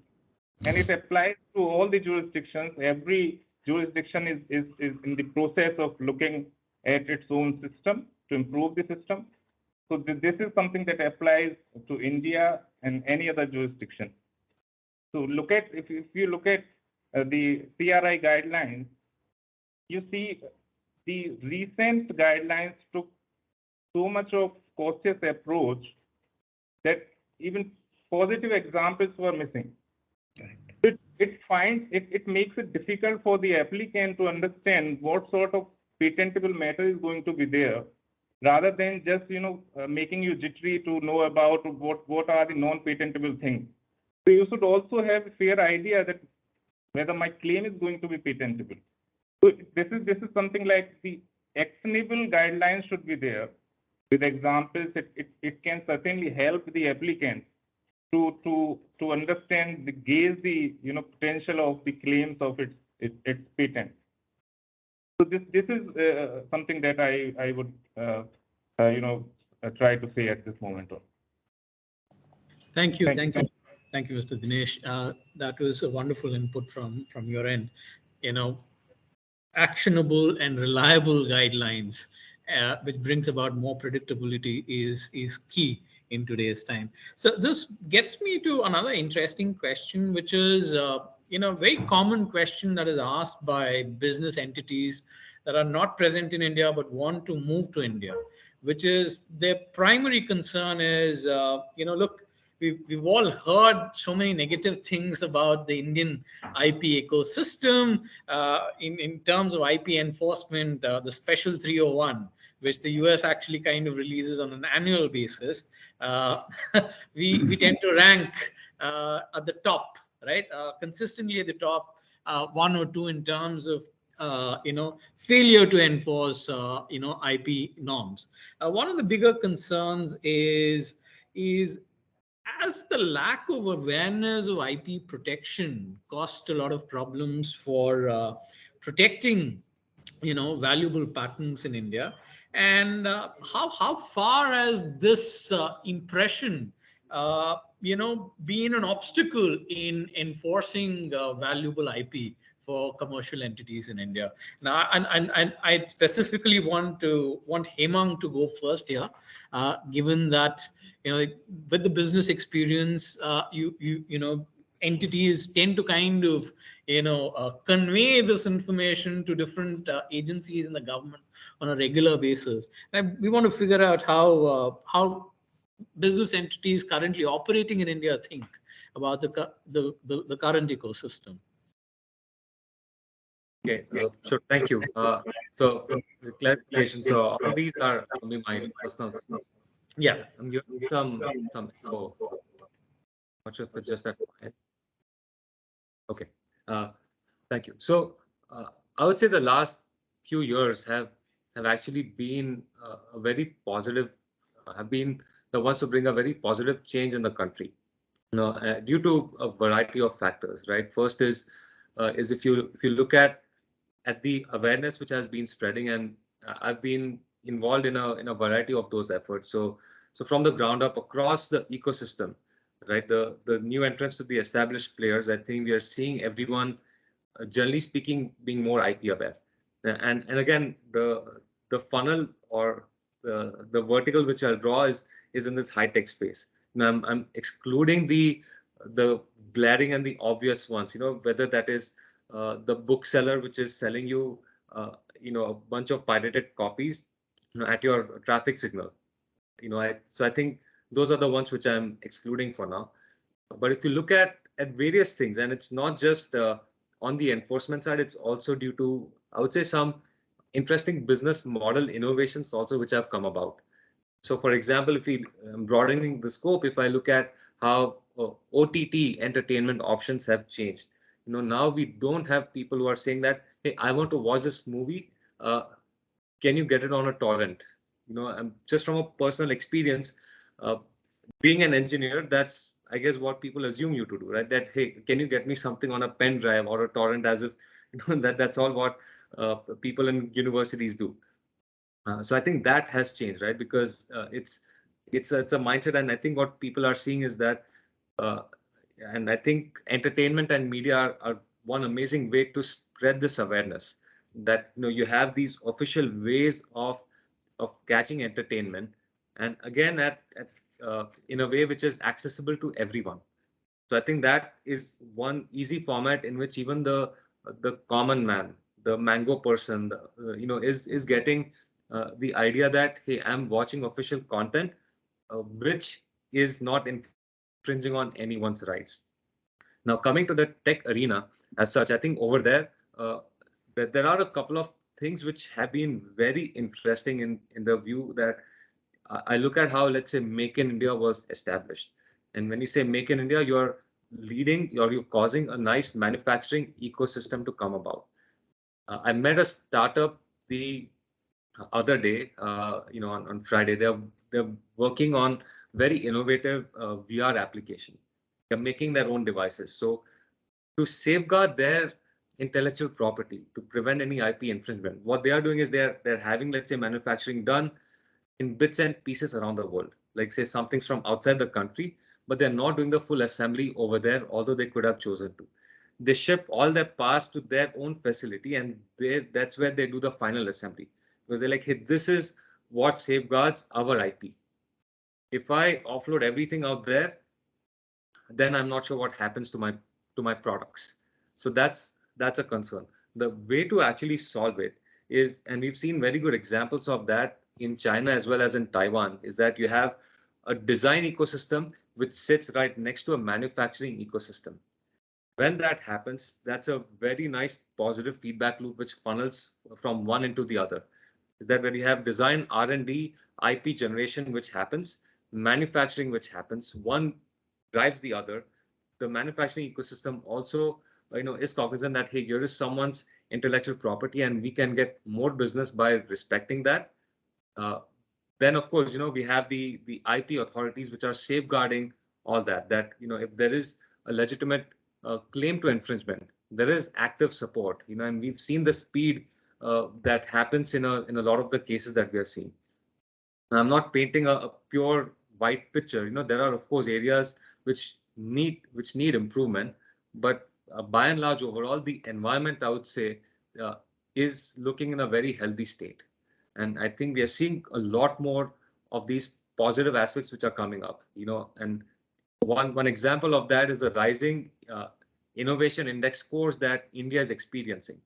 So even from our international counterparts, when we go to conferences, which are, again, designed around primarily business opportunities and all that, India is now being looked as a very favorable country. Again, the vertical I speak about is high tech. That may not be the same thing across all the sectors. Professor Ganguly, Professor Unni, Mr. Dinesh, any perspective on any light on this particular question? Sir, I think you're muted. Yeah. That's right. Now, back to voice.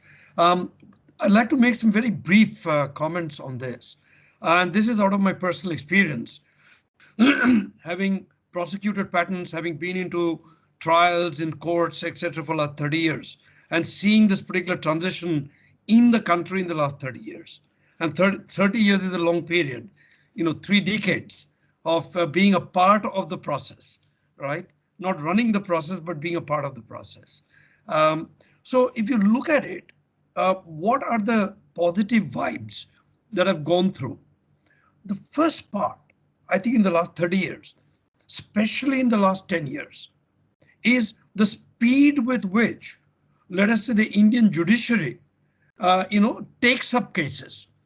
I was just talking last week to the European Union experts that we were discussing with.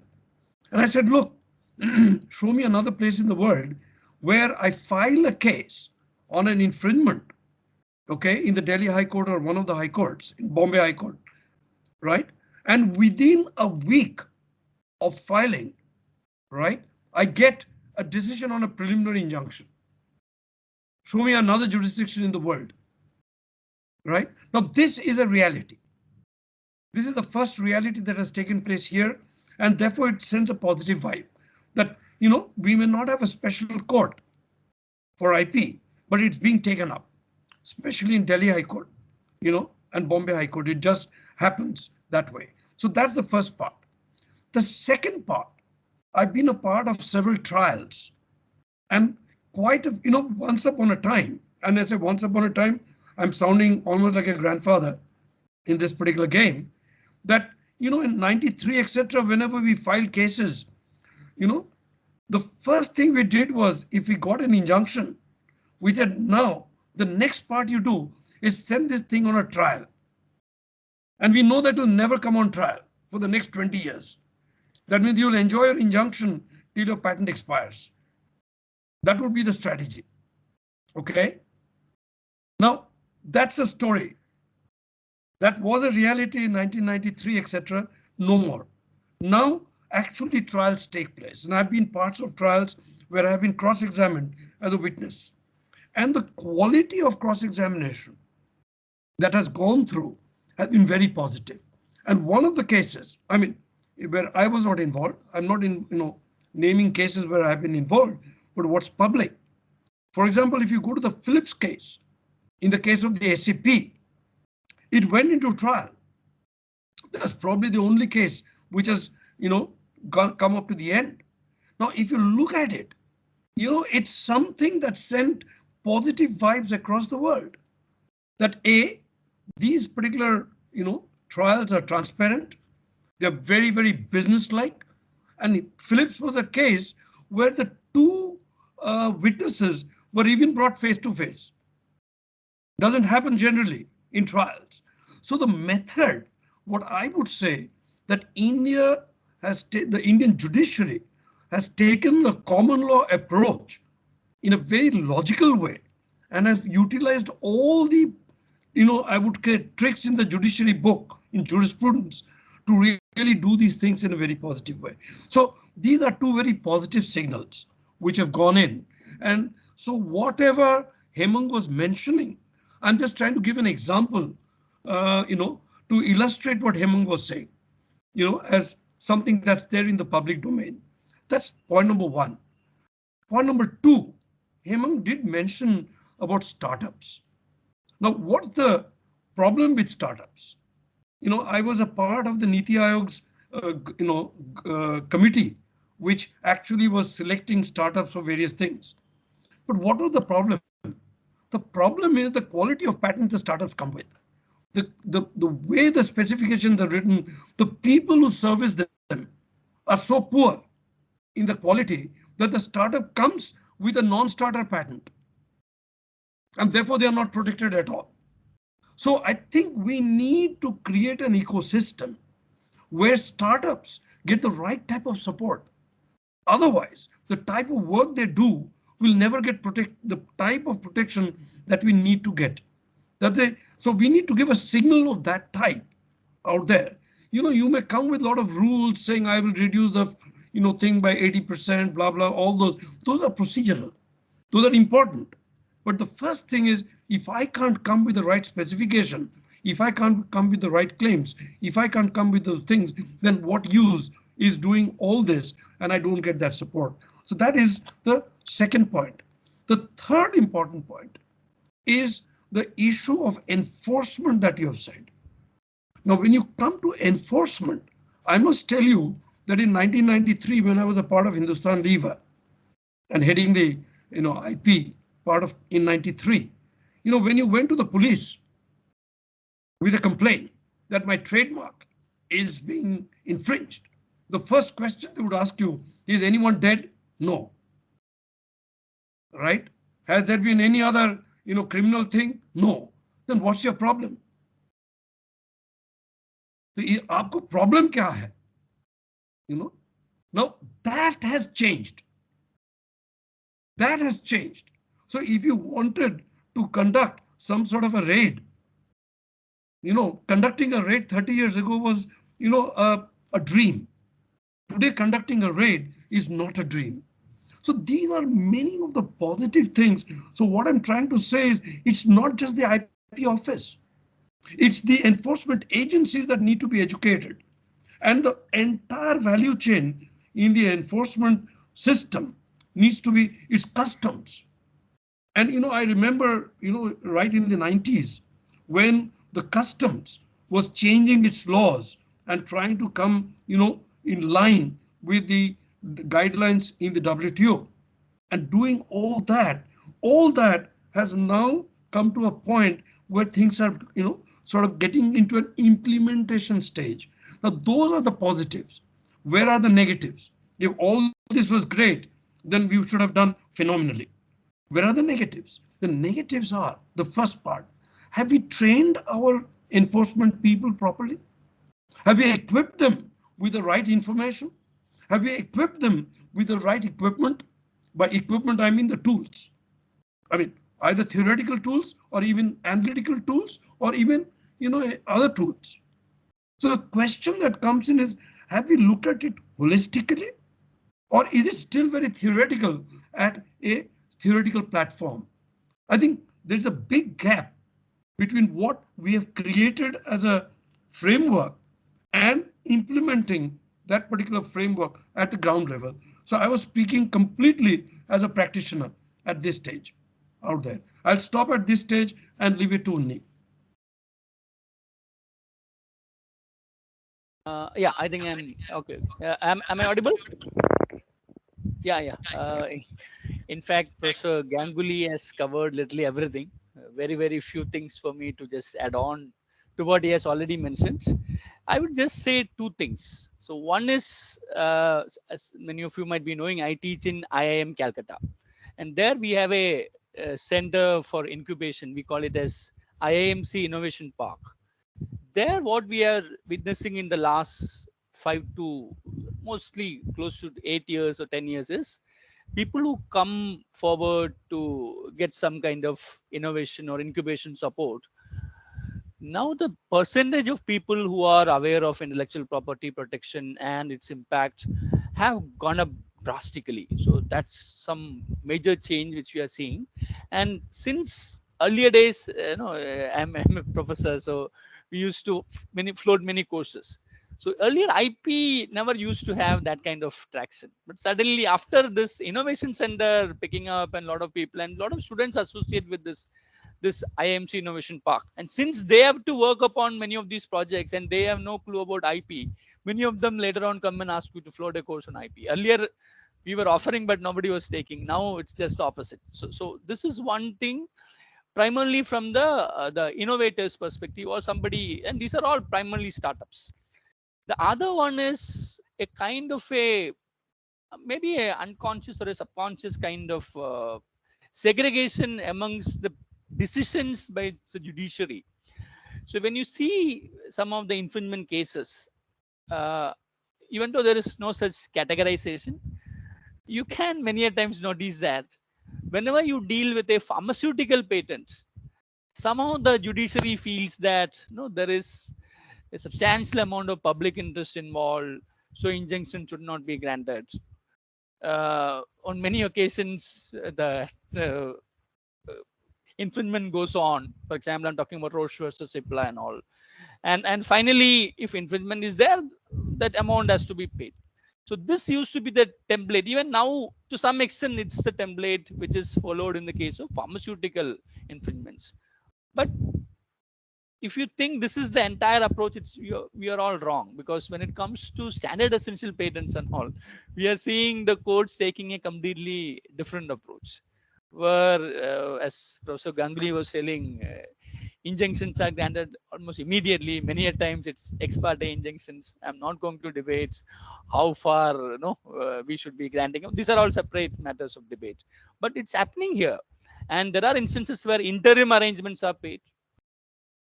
And the case, as Professor Ganguly was mentioning, the case involving Philips, that Dolby DVD case, which after trial, the case, even through substantial kind of guidance on France jurisprudence, the payments to be made through France, and also punitive damages, which never used to be the case earlier. As Professor Ganguly was telling, earlier people were only concerned who died. If there is no injury, matter ends there. Today we are actually, from the judicial perspective, judiciary's perspective also, there is a subconscious or a kind of a stand wherein they say that if it is a patent involving SCPs or high technology matters, yeah, we are going to act upon it. So, and decisions are also coming pretty fast. And on many occasions, injunctions are also granted. But while in the case of pharmaceutical patents, might be Justice Iyengar's holy spirits are still guiding many of the examiners as well as the judges. Yeah, this is something, a matter of life and death. So don't issue any injunction. So I'm not saying it's happening in all cases, but you can clearly make a demarcation here. And the third one is our role also when it comes to the students from other disciplines. The importance of intellectual property has definitely gone up, because I can say this with a lot of authority since I teach in a management school.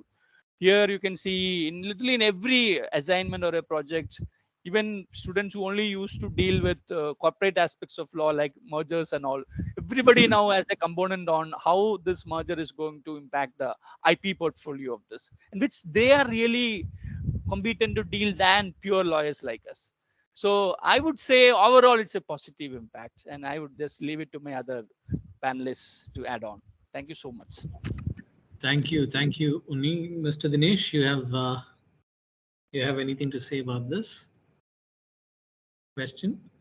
Yeah, I'll be very brief. Again, fellow speakers have already covered major aspects of all these issues and all. But again, overall, if you look at the scenario, the IP culture is very important for the businesses and strengthening IP ecosystem in the country, and it's the need of the hour. So, and many studies are there which support this fact and establish the fact that protection and enforcement of IP contribute to the promotion of innovation and as well as the bilateral trade and investment.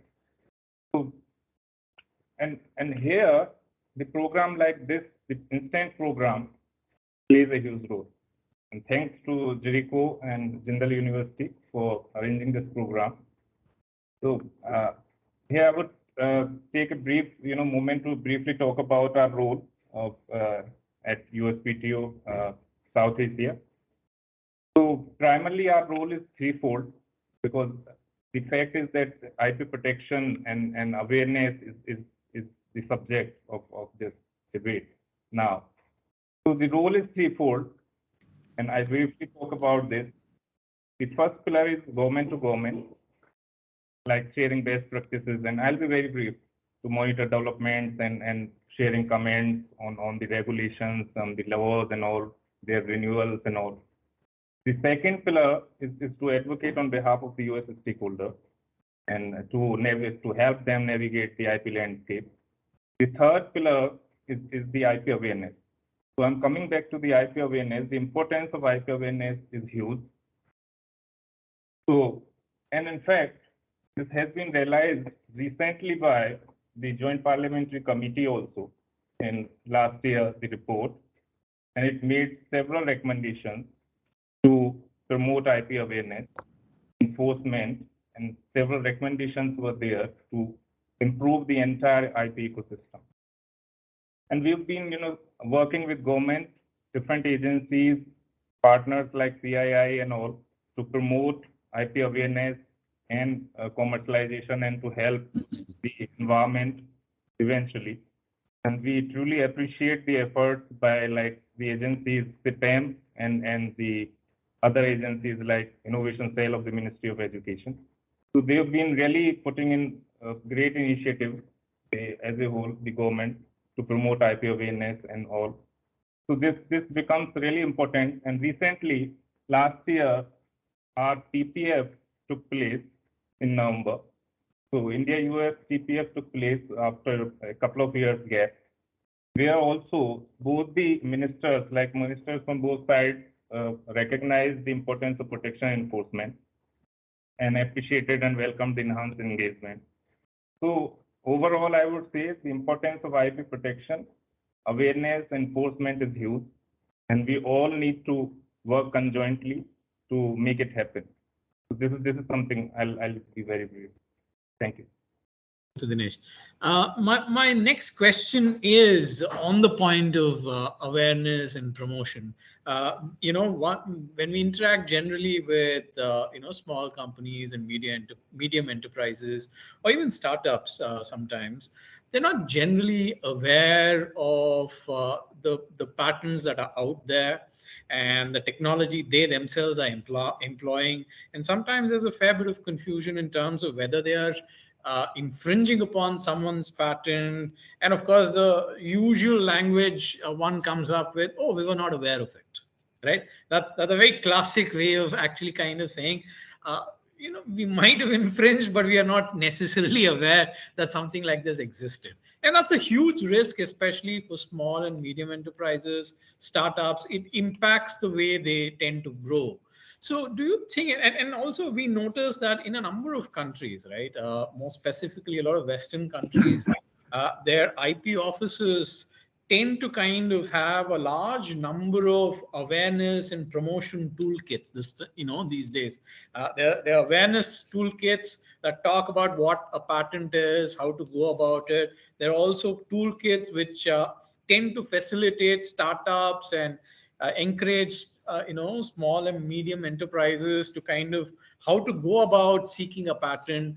Then there is, of course, a set of toolkits which kind of helps business enterprises to kind of start thinking before you employ or use a technology, what are the steps and measures that you need to take so that if it's a technology not created by you, that then you're not infringing upon someone else's technology. Do you think, in some way the Indian Patent Office needs to kind of do a little bit more on this front?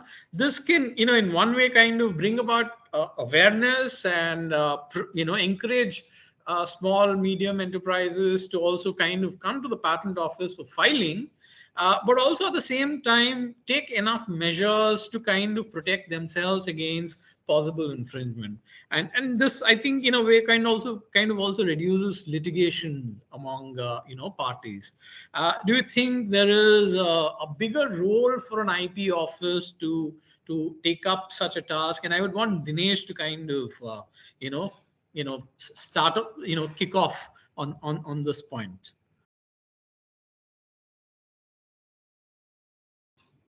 Yes, certainly. As I just mentioned, IP protection, the awareness part, actually basically it's the fundamental, and that plays a quintessential role. It's very important, and initiatives are there. We truly support, and everyone sees it. So right from the beginning, if you talk about the innovation life cycle, it's definitely very important to have awareness. And we've seen over the years, like the impact, the steps have been taken in the areas of promotion, commercialization of invention, and also apart from as a part of our whole awareness, and it's very important. So when you are commercializing a technology, IP plays a key role, and that is one thing that we do want to underscore. So a lot of times, and I would straight away come to the aspect of trade secrets. When it comes to the startup ecosystem and all. So what is truly very important in this innovation life cycle is the protection of trade secrets, because this is something that is very much there, and that is something startups tend to forget, and this is the first step of the ladder. So a lot of interactions between whether business to business or institutions, they seek to commercialize, require exchanging many times information or technical knowledge which is needed to secure manufacturing partnerships in a global supply chain. So trade secrets is really a major issue, and this is something that startups need to be cautious about. It's something that we, like US industry, talk to us all the time. And the sharing of confidential business information often comes into play when securing manufacturing partnerships or whether securing a supplier. So it's very concerning that here India does not have an overarching trade secret legislation, standalone legislation. And it's something that recently, as I just mentioned about the parliamentary committee report. So that committee report last year also took note of this fact that there is a need, and need of the hour is to go for the standalone legislation over trade secrets, considering the technological advancements and all. Every area you can see the progress, the kind of intervention is there in terms of technological advancements. So it's like it is something that has already been taken note of by the committee report, parliamentary committee report. So while contract law is there and it goes a long way in protecting some confidential business information, it does not, as we all know, solve all the issues of the stakeholders. So whatever they have with regard to trade secret protection. So, and it ultimately eventually boils down to how good your attorney is in drafting the contract. So it can be quite challenging to enforce, and this is an area I emphasize where startups need to look at the outset to make sure that they are not losing on their potential. And again, coming back to IP awareness, a lot of efforts are there, and we truly support. We've been working with government agencies in organizing programs, workshops, and all in different states in making, improving the entire IP ecosystem. We've been working with the partners like CII to have a state-specific enforcement and IP programs to improve the system. So it's very important to make them realize that IP awareness is the first key before you go to the higher aspect of the ladder. This is something I would like to say at this moment. Thank you, Dinesh. Hemang, Professor Uni, and Professor Ganguly. Any? Can I? Yeah, please go ahead.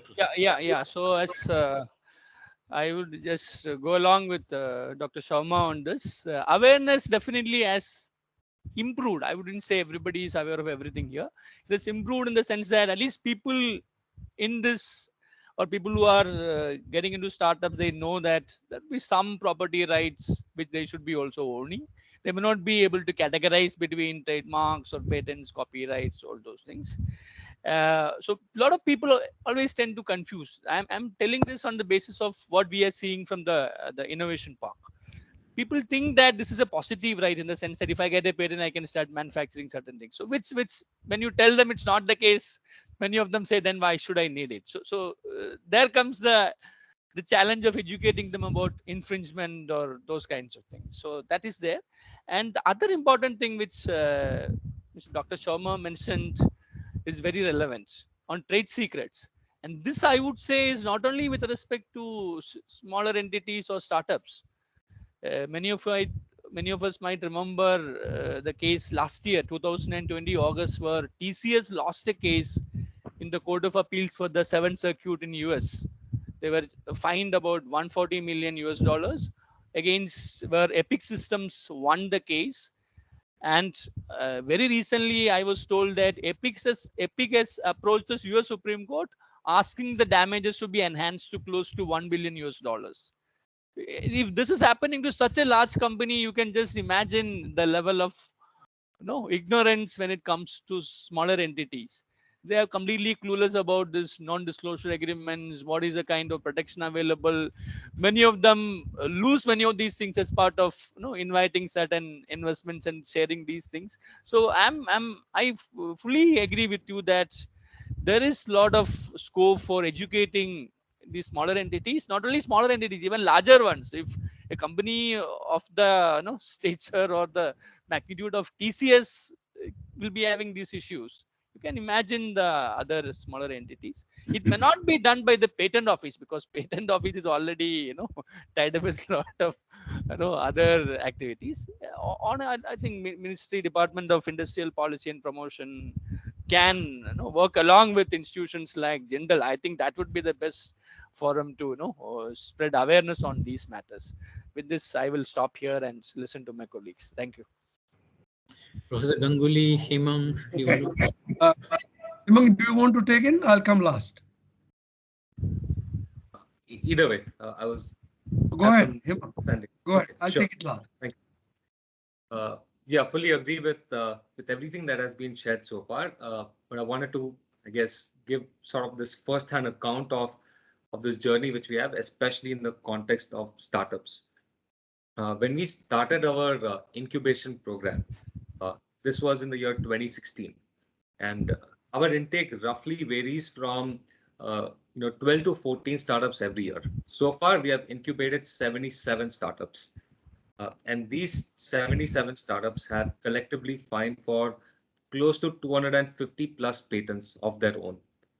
Okay, these are just startups filing on their own. Most of them first file in India, except in the case of exceptions, and then through PCT route they file internationally. Now, a number of these startups are also building their own patent and other IP portfolios. Right, we have a few startups which are actively building portfolios of 20, 25 patents and growing. Okay, but the journey did not start off that way. When we started this in 2016, let's say out of every 10 startups that we would speak to, probably 2 were IP aware. And when we looked at sort of the data, these 2 startups had founders that had worked in corporations where they were either active inventors or they were exposed to the value of IP. So they brought in that domain knowledge. But the other startups were in the space that we've heard about, that the lack of awareness is a big pain point. Now, fast forward to today, what we now look for is that out of every 10 startups, 8 to 9 of them are filing for patents. And the other 1 or 2 which are not, for them, it tends to be more of a conscious choice that we choose not to file or register IP for reasons of their own, be it cost, be it a strategy to say that, hey, I'd rather keep this thing within the company rather than file a patent and so on. So it's a better state in the sense that awareness is on the upward trend. Uh, the problem still remains is that, let's say if a startup is incubated at an IIM Calcutta or is a part of our program, they get the knowledge from us, right? So, but what happens when you are not in front of them, right? That still, let's say anyone who's on this meeting, including the attendees, if any startup approaches them with some questions, they will get very quality feedback. They'll get some actionable inputs. But uh, what will happen when you're not in front of them? So I think that remains to be a challenge. So we approached DPIIT, with this problem that we are seeing this from the startups, and DPIIT and CPAM, in partnership with NLU Delhi, they said, okay, why don't we launch a program? So this is, so again, I'm a part of this program, and so don't treat it like a plug, but we launched this thing called L2 Pro, which stands for Learn to Protect, Secure, and Maximize Your Inventions. So rather than provide academic knowledge to startups, we said that this information needs to be provided so that it's like a reference guide. A startup founder or a CTO is not going to turn into a patent or a trademark agent. The goal is not that, but the goal is to inspire that person that here is something interesting happening around me.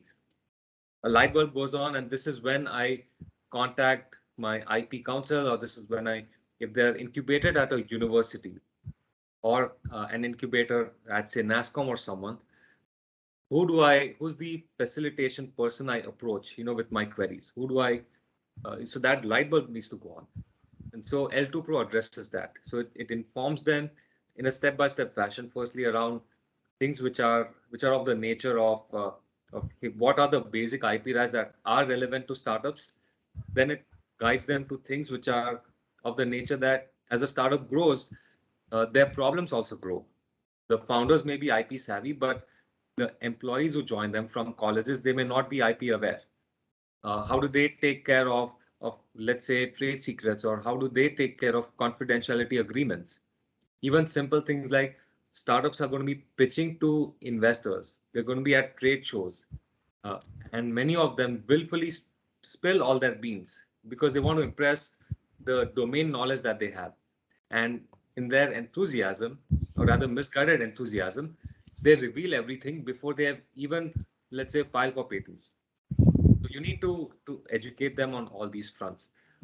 So I'm happy to share that so far 3,700 startups, and incubator affiliated folks have taken this program, and this remains something which CPAM is actively encouraging, which ASSOCHAM is with industry bodies like CII, FICCI. They're sort of doing their part. I agree with Professor Onni that probably IPO is too busy doing various activities, that they are supporting startups in their own way, and of course they can do their bit in awareness, and they participate in whichever capacity they can. But I think this problem is better addressed by the ecosystem, by people like us who are at universities, at companies, who have this domain knowledge. What can we do in our own capacities to make sure that the awareness spreads in an actionable format? So over to you, Professor Ganguly. Okay. I would like to take a slightly different stance on this particular subject. I think we are putting the cart before the horse in most of our activities of awareness. I'll tell you why. Is because of the following, because of my experience, again, from 2001, 2002 onwards till now, starting from IIT Bombay across various educational institutions, and with startups and inventors of different types. Where are we going wrong? Despite all our efforts, and where do we need to put a lot of effort? The first part where we are going wrong is, even forget about startups, even in our educational system, educational institutions, where all our students are doing their research and PhD and whatever, or masters, or even in IITs and other institutions where they're doing projects as a part of their course. Very interestingly, there's hardly any university or IIT or where the students are taught how to search patents. They don't even consider searching patent is an activity worth doing. They will search journals, they will read books, they will do everything. But when you come and actually demonstrate to them that more than 50–60% of the knowledge and the information that on which they are basing their research on is in patent literature and not in journals and books, it comes to professors and everybody as a shock. They get stunned. So what I tell them is that if you're not looking at patent literature and you have not done this search, you're probably repeating what is already known, or even worse, that you're repeating something which has been already protected. Number one. And therefore, when you come to technology, we all now talk big things about technology transfer, blah, blah, blah. All that becomes, comes in shambles because you haven't done your basics correct. That's the first part. And I think, in doing this, actually what we have done at the ground level is actually now developed. I can share it with all of you. We've actually developed small manuals, guides for patent search for students and others and startups. Now, if we can, in our so-called within course awareness programs, most of the awareness programs are lopsided, where we teach everything minus how to look at patent literature, how to look at searches, how to look at all these, how to landscape the literature. Because the whole issue of whether what I'm doing is going to be patentable or IP protectable starts right there. So one of the things that I started in Tejpur, even as remote as Tejpur and in some of the other places, is that you can't submit your PhD synopsis if you do not put a state-of-art search, including patent. The question is, have you taught them how to do it? If you put all this, the question comes in immediately, do we, and I agree with Hemant, it's a part of the ecosystem. Have we in our educational system, ecosystem, made this a compulsory thing, made this an essential? I'm not saying be regimental about it, but how do we feel that is not just a necessary condition, but it's not just a sufficient condition, but a necessary and sufficient condition as a part of your innovation cycle? Because Hemant did talk about the innovation cycle. Now, all this is not being done. So we are not even touching the basics in our so-called awareness programs. So we talk a lot of big things, but we don't go to the basics. So I think it's time that we put together as a group, how do we make this a reality? And mind you, it's not easy, because when you go to the university system, where even the vice chancellors are not aware of this, trying to make this as a part of a regular program. I mean, I've been doing it from 2002 onwards in selected places, but can we do it on a mass scale? Can we bring this as an awareness that, look, literature to me is not just journals and books. It's also patent literature. It's also other literature. Now, unless we bring this up as the first starting point, and therefore I would like to use this forum where we as serious people trying to improve the ecosystem, we're looking at it from a very positive standpoint. So can we as a group think about how to make this a national activity? If we do this, just this one activity, we would have done a phenomenal service to the country.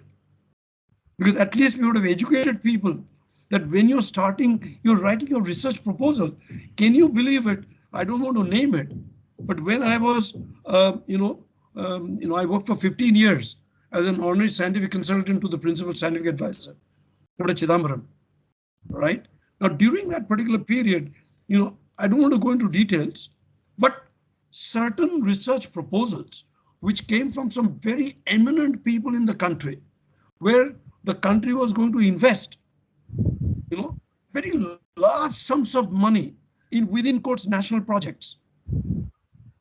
When these proposals were written, there was not a line of patent search. And when I took those proposals and did patent search, I came out and showed that more than 50% of that proposal is already there in patent literature. Now, this is the seriousness of what I'm saying. Now, unless we look at it, at the very grassroots, I call it the grassroots level. Unless we look at it that way, we will never. And this is something which patent office can't do. We have to do it. And therefore, we will have to put it, whether it's CII or whether it is NASCOM or whichever, right? Somehow we have overlooked this particular factor. So we need to really look at this, how we will do it. And I think this program, when we are trying to commemorate the whole patent history in the country, right? Let us recreate history by doing something like this. That's the positive part that I would like to bring in. And those are the type of activities that we should be spending time, rather than having all these what I call as within quote. I'm being very strong with my words because I'm very committed to all this, right? I'm being very strong within quotes, these so-called stray IP awareness programs. We have too many of them. Let's reduce those number of stray programs and let the stray, let's put some collar on those stray dogs and make them, out there with collared part and put some targets to it. Let us say that we put regional programs together. And that is where people like you, me, and others can contribute in the country. I'm sure USPTO can also contribute. So therefore, since I've been involved into this game for the last 3 decades and seeing this at the grassroots level, I need to look at, my suggestion would be, let's get practical. Let's not get too theoretical on all these particular bits. There's no great science. It's something that means logistics. It needs seriousness and logistics. Let's put it together and make it happen. Thank you. Thank you, Professor Ganguly. That brings me to a very important question when Hemang was actually kind of pointing that there are different startups and different SMEs with different strengths in terms, and also in terms of their awareness about IP and how to go about acquiring an IP. There are differences, and there are certain startups that are led by people with experience in patenting before, so they know how to go about getting a patent. But it's often said that getting a patent doesn't necessarily bring you the revenues, right? I think that's something Professor Unni would be telling his students. Look, I mean, you can get a patent. That doesn't mean a patent sitting in the patent office will not earn revenue for you. There are strategies that one needs to evolve. There are, IP management strategies one needs to bring into the fore.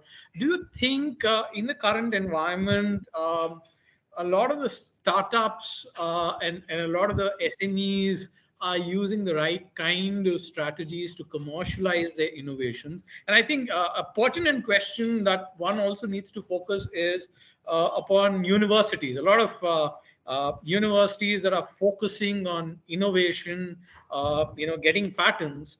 How are they actually going about the next stage in terms of, are they commercializing? Are they collaborating to commercialize? Are there strategies that are being employed to get the maximum out of their IP? And let's start with Unni to begin with. Yeah. Am I audible? Yeah. Okay.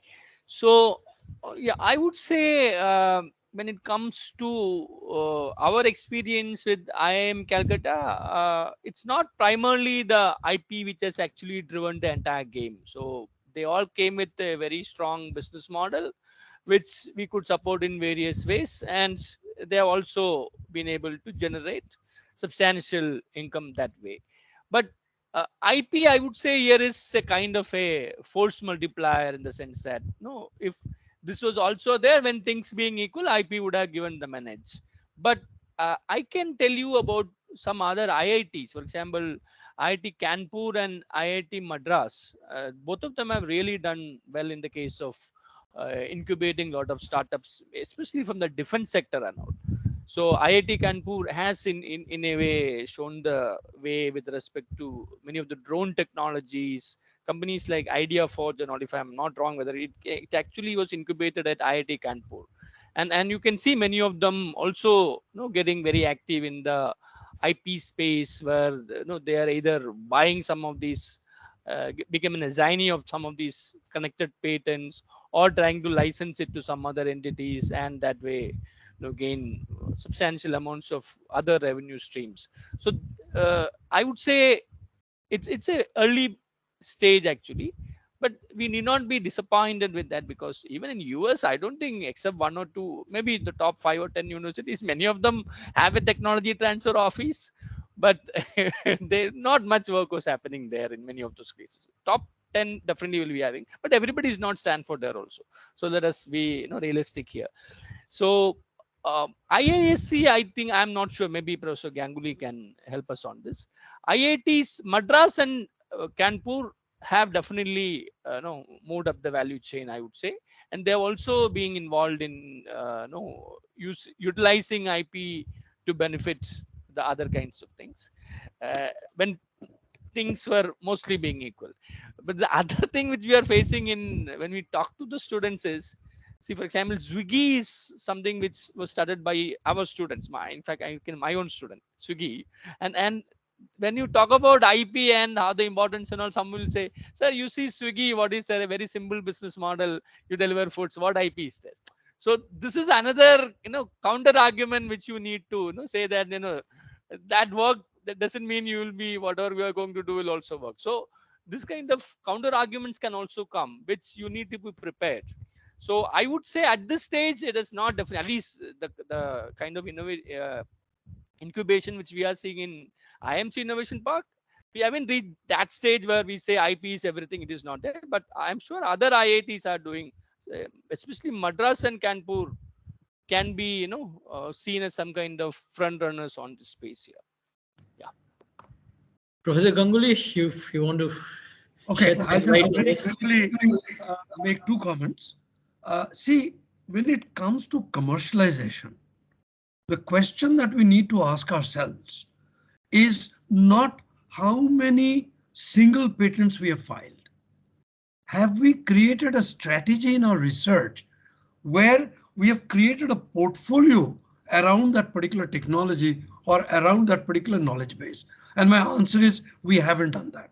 Even IIT Madras has not done it. Even IIT Kanpur has not done it. Forget about other institutions. So creating a portfolio around a technology, because your value will only go up if you create that sort of a fencing of a portfolio. That's point number one. And therefore we need to create strategies. The way we do it in commercial organizations.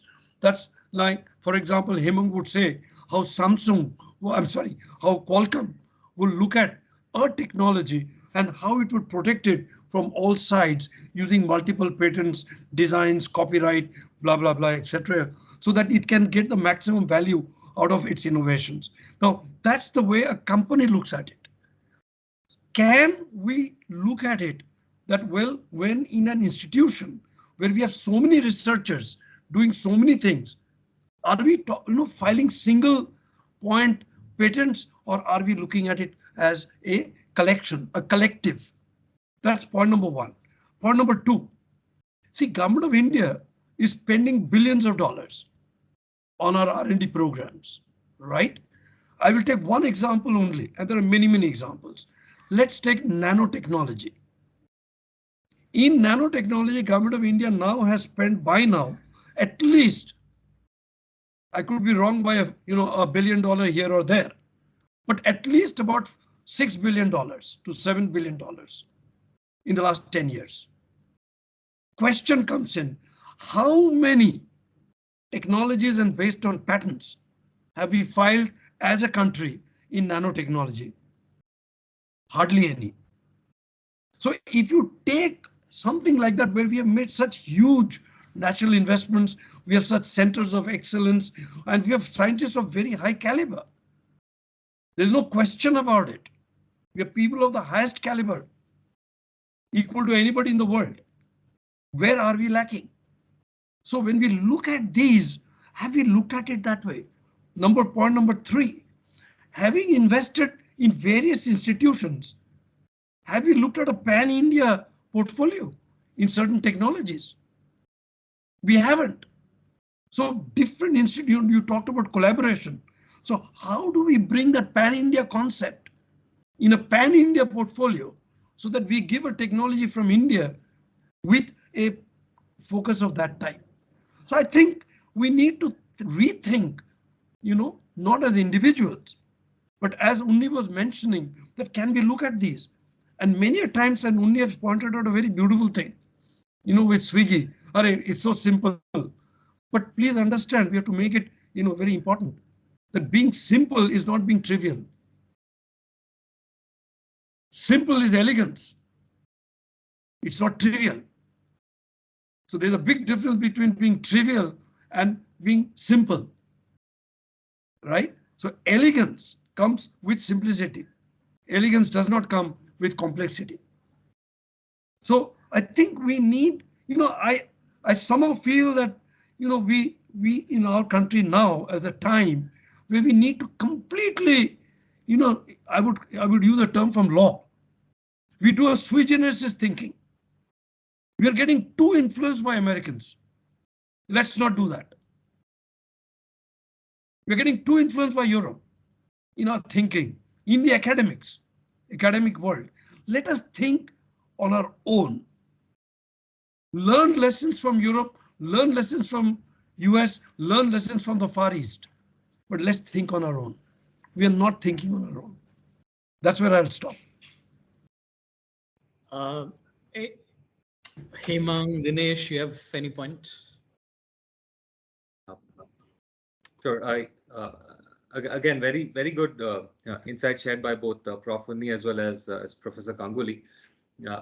I think especially in looking at startups and how they approach IP management, well, a few of them actually approach it like it's a management, right? That they need an IP strategy. It's sort of an happenstance thing, and I think that is one area to be addressed. In working with them, I've realized that majority of them look at it like it's a cost function. That when I have to, let's say, file for a patent, it's a money out of their pockets, right? Whether it is to pay the patent agents or attorneys, it's filing fees and so on. And I would say the approach is that it's a defensive mindset. So even if it's, I think touching upon what Professor Nia had shared a bit earlier, is that it's more of a way for them to continue their existing business. So that is the mindset. I think to have commercialization, you need to divert that and to say that I believe there are 3 components to that. First is that you have to start approaching it like an asset, that you're building an asset, just as you have your tech expertise, you have your human capital, as they call it these days, or whether you have your own set processes which help your business function. You have to treat all your intellectual property rights as assets, which can be commercialized, which can provide you additional revenue sources, either through tech transfer, either through startups tend to pivot also. And number of them completely change what they are doing from, say, after 2 years of operation to when you talk to them after 5 years. Now, what happens is all the technology, all the IP that they have created tends to be left on the table. Well, that can help someone else who's targeting the same problem, maybe with a slightly different approach than yours. You can, let's say, commercialize your IP in even collaboration or maybe even licensing out or even doing a complete transfer of the IP rights. So that's a mindset which you get when you start approaching it like an asset. The other is of course having the mindset itself, right? That I'm going to have the mindset to make sure this IP can benefit others. And that leads me to the third point, that which is good commercialization requires a great support engine. You can't just tell that, hey, read these documents because they are public documents and start doing it by yourself. You have to maybe have, like, just as with an active product sale, you might have support staff which looks at issues and how you solve those issues. You may need professionals in your own companies, as small as it may be, to make sure that others can adopt it. I think universities tend to do a better job of it because we've incubated startups that have come, let's say, from IIT Madras, where those startups have been started, based on IP which was generated at the university. The founders tend to be either former students, sometimes they have a professor on board. So in case that startup has any problems, they can reach out to the team, which is that mostly a professor's research team, that, hey, I'm facing an issue. How do I solve it? So I think that's also an active component of a healthy commercialization to happen. So you need all these components to exist. It is happening in bits and pieces, but and again, we've cherry picked a couple of examples. It needs to happen at a much larger scale. So I'll pause here. You're from Dinesh. Yeah, I completely agree. In fact, just to add a bit, in fact, this is where the sharing of best practices could also work. We can definitely see and learn from the other jurisdictions' best practices. And that's where, a framework like BEDOL or where it provides like clear, consistent framework and all for the, retention of patent title by contractors and special, R&D funding programs like SBIR and STTR.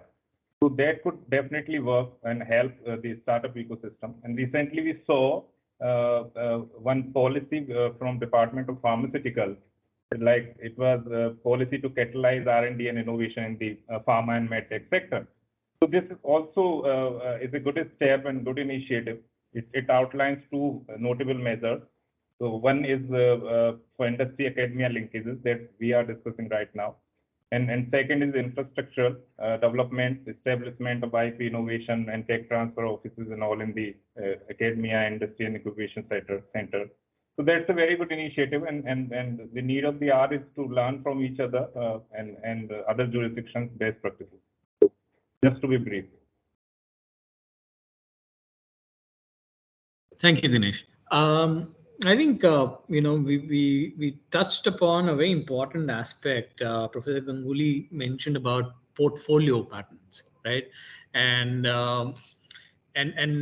as we know in modern times, with time, I think more and more instances of global portfolio licenses are being given out, and that seems to be one of the strategies to kind of maximize revenues from the entire portfolio of patents that you have. Are global patent portfolio licenses efficient in the current age of innovation? And do you think what kind of impact do you think they have on licensors, licensees, and consumers? Okay. So I'll leave it open to any of the panelists to kickstart this a response to this question. I'd just like to start with a few sentences, and that is, if we really want to make these things workable, okay, I think the challenge in front of us today are two challenges among others, but very important two challenges. Number one, and I'm sure the others can respond to them. The first challenge that comes is that when we say license, we have to start looking at completely new licensing models. And IT, the ICT sector has already shown us the way.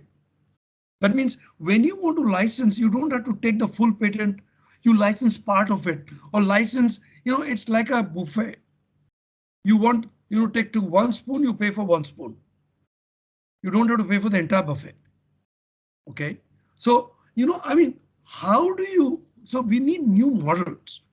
That's the first part. That's point number one.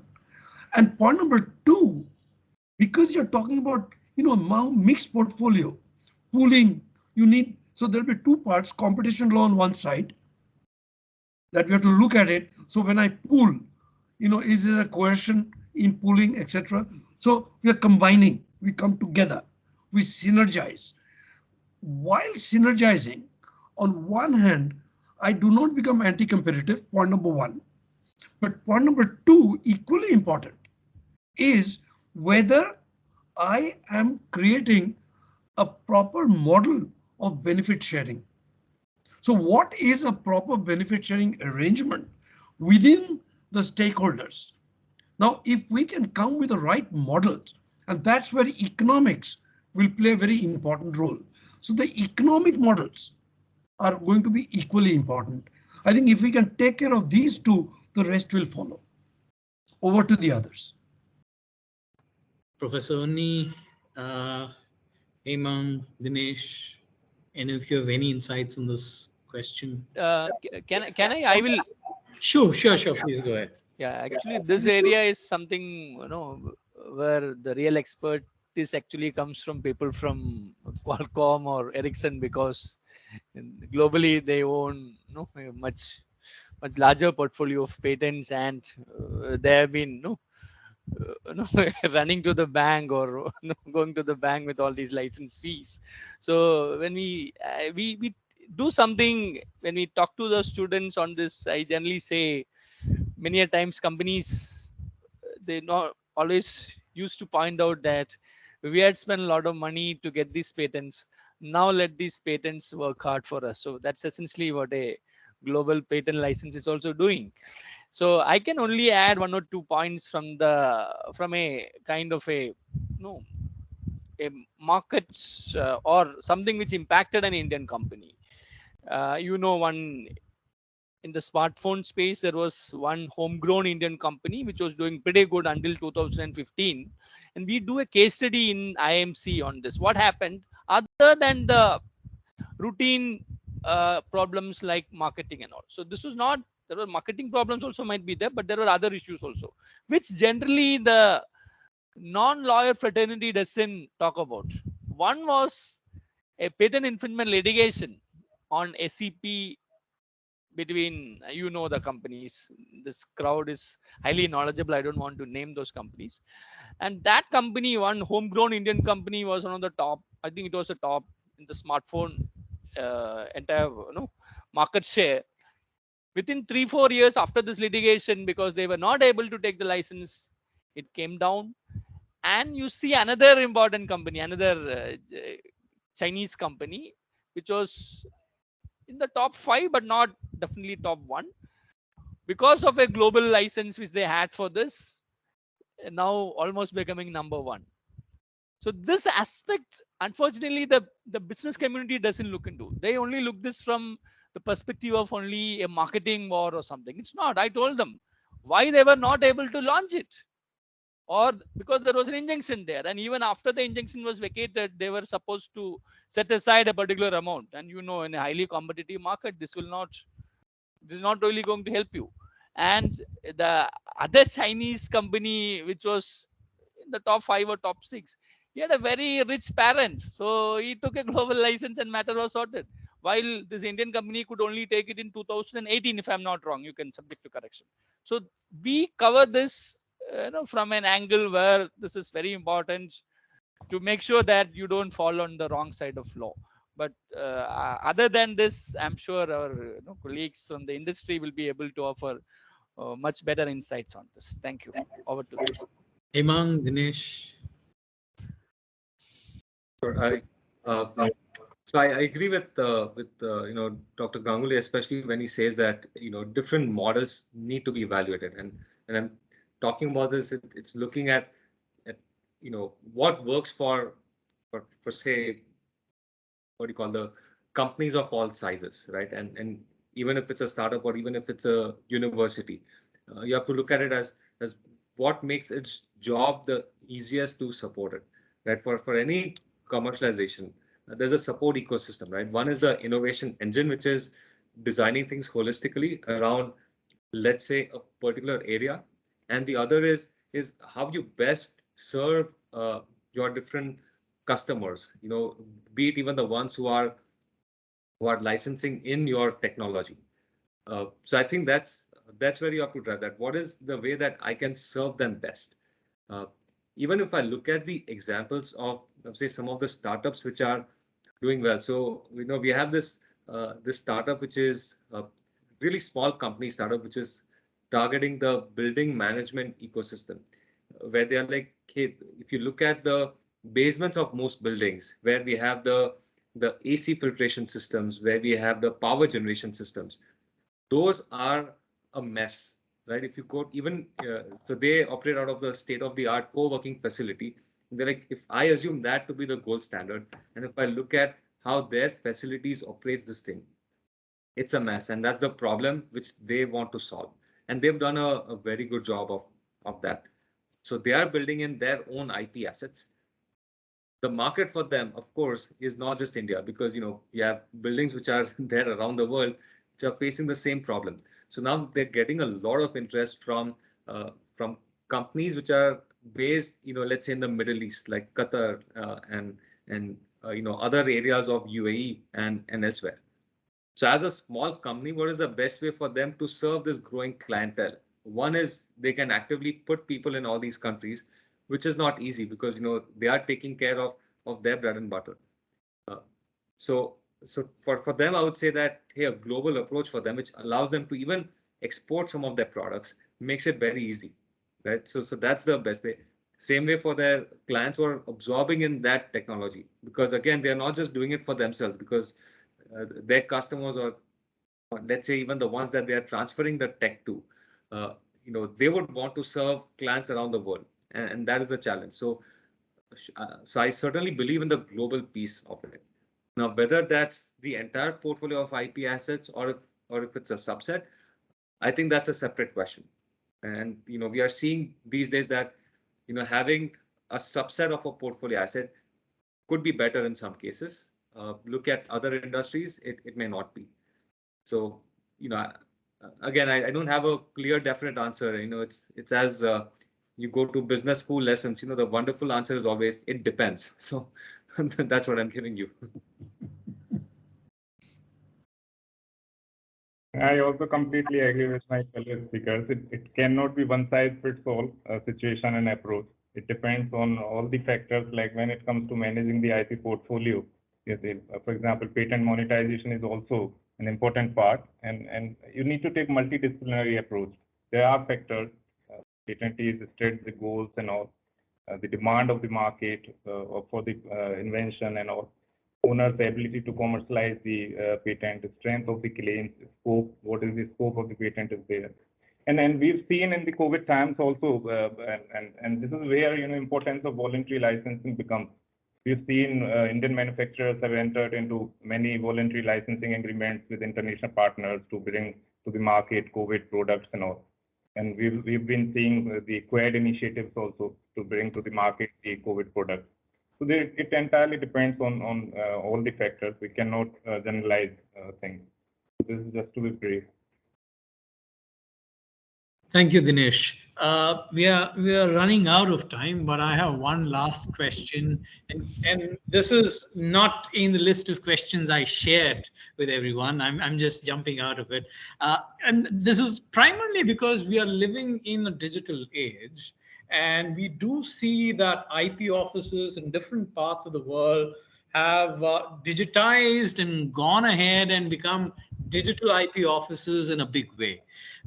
So my point is, how do you think the Indian Patent Office can improve on this aspect, especially if you're looking at EPO, wherein you can get access to all stages of the filings of the patents, observation by the examiner, opposition filed by some other entity to kind of respond to to such an opposition. Everything is available on a digital platform. And do you think the Indian IP office needs to do a lot more on this front?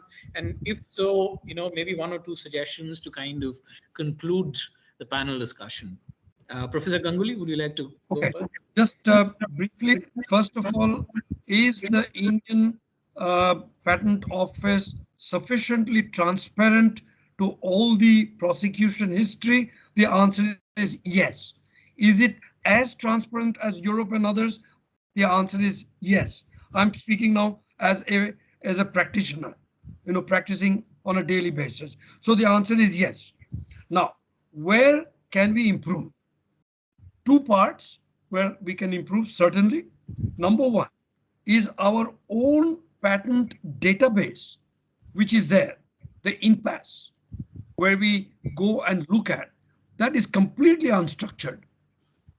And we have a lot of improvements to do on that. Because if you do a search on our Indian patent database, it's completely unstructured. Even though we have put there all the fields and whatnot, it's not as easily searchable as a USPTO database or an EPO database in SPECnet or any of the others. So that's the first part. And that is true for patents, that's true for designs, that's true for everything. So that as area needs a total overhauling. The software is rather old, archaic, and therefore we need to change it. Point number one. Point number two, that are there a lot of other issues that are there while operating as a practitioner? Yes, we do face problems. And there, the issue that comes is sometimes the Indian Patent Office even sends the, let us say, the hearing notice to wrong, wrong email addresses and whatnot.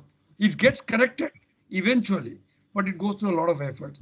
So overall, I think our software needs to be looked into, and this is a place where we have done very well.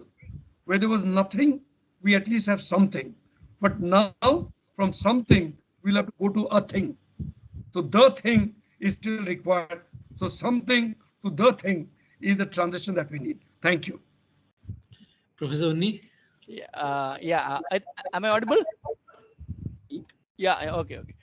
See, I would also agree with Professor Ganguly on many of these aspects. So as we have seen the differences or the way in which the buildings have changed post mid-90s, I think now it's time for us to exploit some of the new age technologies like the blockchain part, the Internet of Things, the artificial intelligence, the machine learning, deep learning, so on and so forth. So that the internal processes can be made much more efficient. We are having some of the very good human resources. So why don't we supplement them with these tools so that things can be, and I'm sure many of the global patent offices are already employing many of these AI tools. So this can be the next revolution, the patent office 3 or the patent office 4, whatever project you want to call. I understand in 2018 I saw some notice inviting tender which was requesting companies to submit their bids to provide these kinds of some of these technologies involving blockchain, IoT, to help the patent processing system of IPO. And someone has even won it. I don't know what has happened subsequently. Maybe because of COVID, nothing much has really happened. But this is an area where we can really explore what all these new technologies can. I'm not saying this will never substitute a natural person sitting in the patent office. That's not what I'm talking about. But there are various mundane processes which can be taken care by this kind of things, especially what the practical difficulties what Professor Ganguly was telling. These kinds of things can be really left to the machine. It can do it in a much more efficient way. So I'm sure it's already started, but maybe COVID would have slowed this process. What I read was companies like TCS, Wipro all participated. I'm not aware of what happened subsequently. So this could be one area where we can explore the possibility of all these technologies. Blockchain can be a revolutionary kind of thing because cryptography that way makes it much more secure there. And once you can get connected to various other devices, Internet of Things plays a big major role. And so is machine learning or its subset like deep learning here. So I'm sure we are going to embrace it in the right spirit. But let me emphasize it once again: it's not going to substitute the human examiner there. He has to be there, but he needs to be empowered with some of the best technological tools. That's where I stop here. Yeah, over to you. Dinesh, Himang. I think you're muted, Dinesh.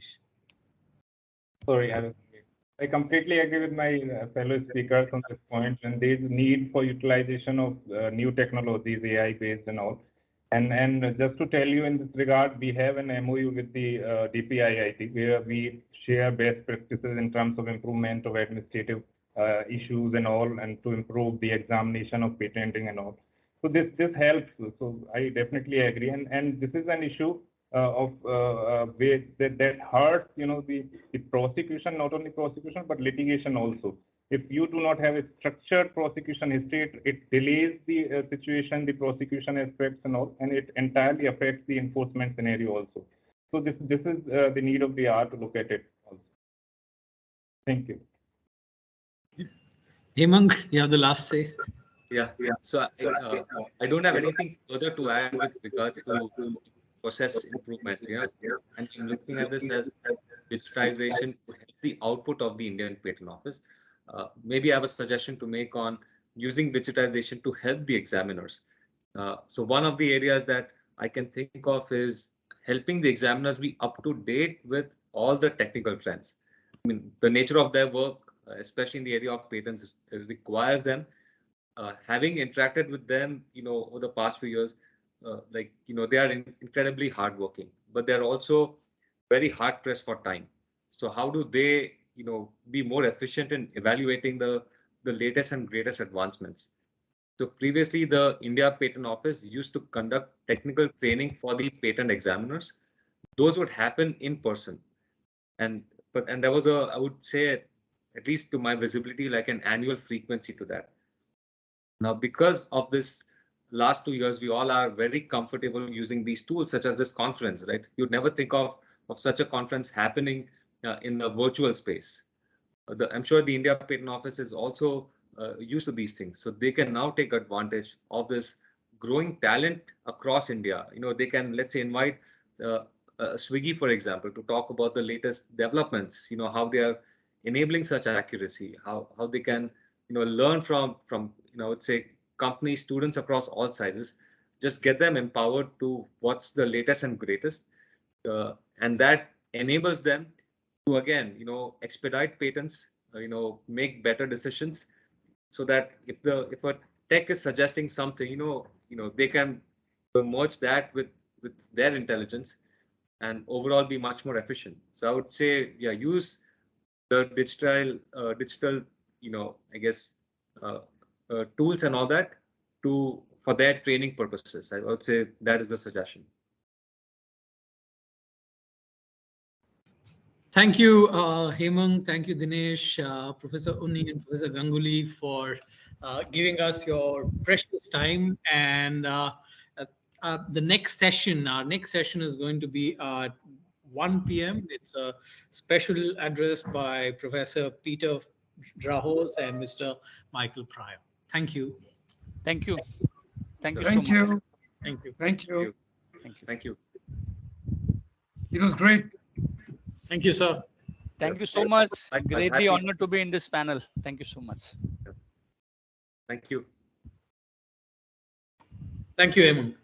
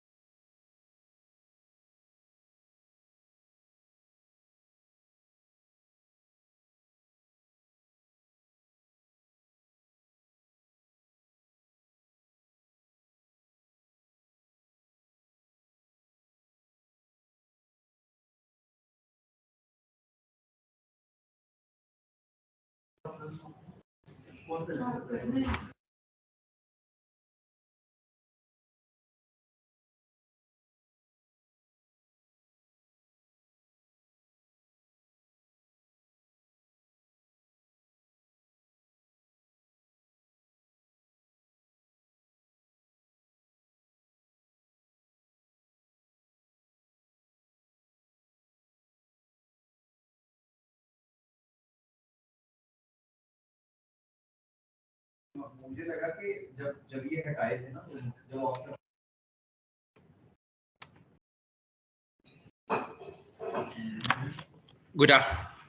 A very good afternoon to everyone.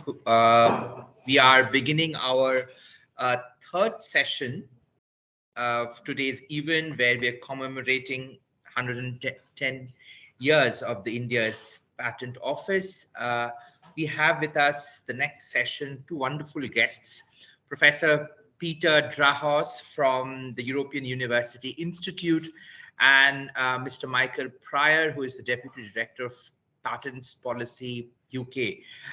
Let me just very briefly introduce our both speakers before handing over to Professor Drahos first and then to Mr. Pryor. So, Professor Peter Drahos is a professor of law and governance at the European University Institute, Florence. He holds a chair in intellectual property at Queen Mary, University of London, and is an emeritus professor at the Australian National University. He is a member of the Academy of Social Sciences in Australia. Prior to becoming an academic, he was an officer of the Australian Commonwealth Attorney General's Department. He has published widely on intellectual property, globalization, trade, and development. And his most recent book is Survival Governance, Energy and Climate in the Chinese Century, which was published by Oxford University Press in 2021. A very warm welcome to you, Professor Drahos. And Professor Drahos will be followed by Mr. Michael Pryor, who will be giving who will be also participating in this third session of ours. Mr. Pryor is the Deputy Director of Patents Policy with a background in biochemical engineering. Mr. Pryor has spent the last 16 years in intellectual property, both as a patent examiner and policy professional working for the UK government and the European Commission. Mr. Pryor currently heads the patents policy team at the Intellectual Property Office of the United Kingdom. Welcome, Mr. Pryor, and welcome, Professor Drahos. And I will now request Professor Drahos to begin his address. Okay, so first of all, I hope that you can hear me clearly. Is that true? Well, good. So I'll assume that I'm reasonably clear. And then the second thing I'd like to say is thank you for the introduction. And the third thing is to express my pleasure at being able to join a celebration. I think it's fair to say that over the last few years, there hasn't been all that much to celebrate, and it's a real pleasure to be involved in this particular event. Given that this event is looking at India's very long engagement with the patent system, I thought what I would do would be to just offer some historical observations about that engagement. And I do so with a certain amount of nervousness, because I think many people listening to this would know that history better than I do. But nevertheless, I think it's worthwhile thinking about the history deeply. So I think the first point to make is that the patent system has always really been the province of special interests. We know from a lot of work that the patent institution and firms exist in a kind of co-evolutionary relationship. And that's one of the reasons why the patent system is dynamic, in the sense that the rules change. It's always the subject of various kinds of pressures. Now, just for the sake of brevity and clarity, what I'd like to do is to essentially divide India's engagement with the patent institution into 3 phases. And the first phase, I think we can call the empire phase. And, this is obviously India acquired the patent institution as part of the British Empire. And I don't really want to say much about this particular history. It's been much written about. We know, for example, that British firms essentially exploited the Patent Act in India in order to control importation. They used licensing to their strategic advantage. I mean, as all firms do, this is a sort of unchanging fact about licensing and patents. And this empire phase, of course, came to an end when India achieved independence. Now, the next phase I want to call the state planning phase. So when India achieves independence, the patent institution enters what I would call the state planning phase. Now, I don't want to talk about what is extremely well known in India, which is, of course, the Chand Patent Inquiry of 1950, along with the committee report of 1959, which ultimately led to the 1970 Indian Patents Act. That history of India kind of reclaiming and exercising design sovereignty over its patent act is very well known. But what I do want to draw attention to is something perhaps that tends to be forgotten, which is, how did India industrialize during this period?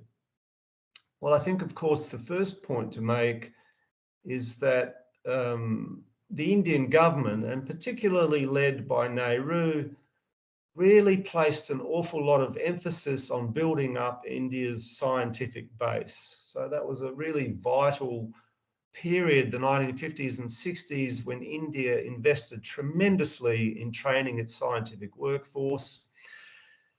But just as importantly, India formed a very close relationship with the former Soviet Union. Now, why is this important? Well, it's important because the Soviet Union had, by this stage, through its 5-year plans, achieved a high level of industrialization. And in particular, it had developed industries in critical areas such as chemicals and the steel industry.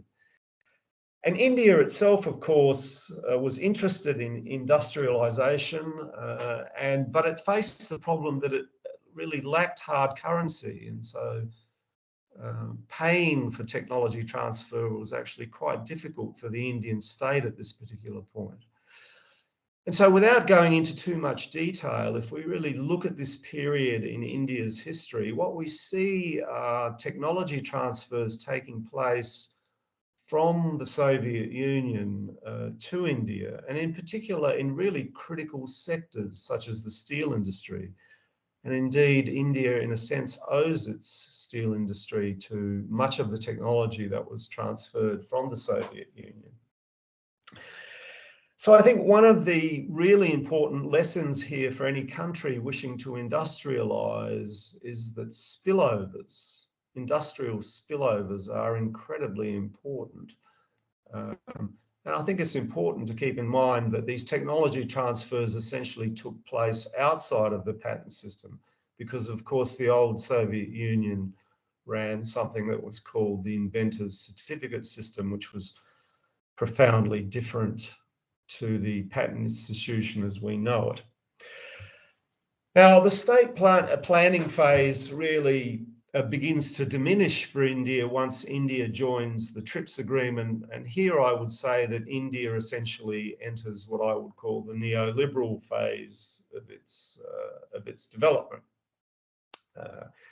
its patent law now begins to look much more like everybody else's patent law, and there is much more emphasis on markets and all the rest of it. And the 5-year planning cycles that it essentially had inherited from the Soviet Union begin to diminish in importance and are ultimately abolished.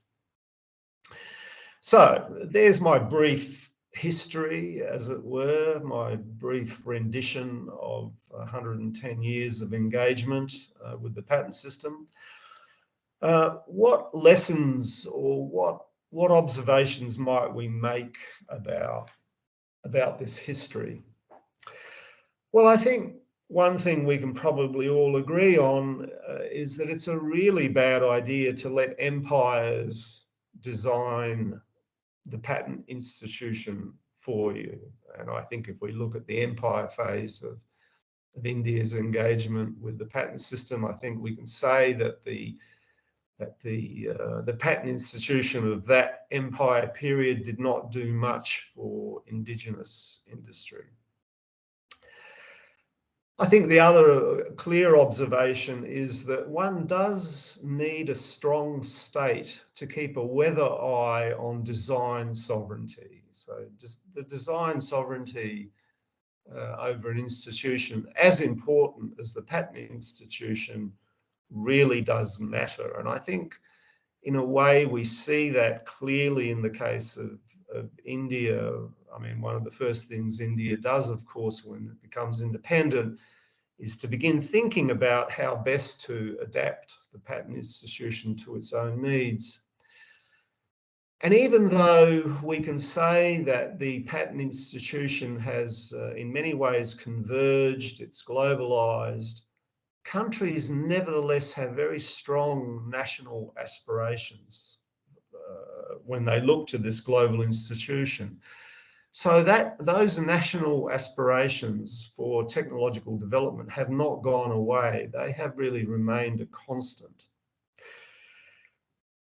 Now, my final observation really does not come from me, but it comes from Nehru, a figure I particularly admire in Indian history.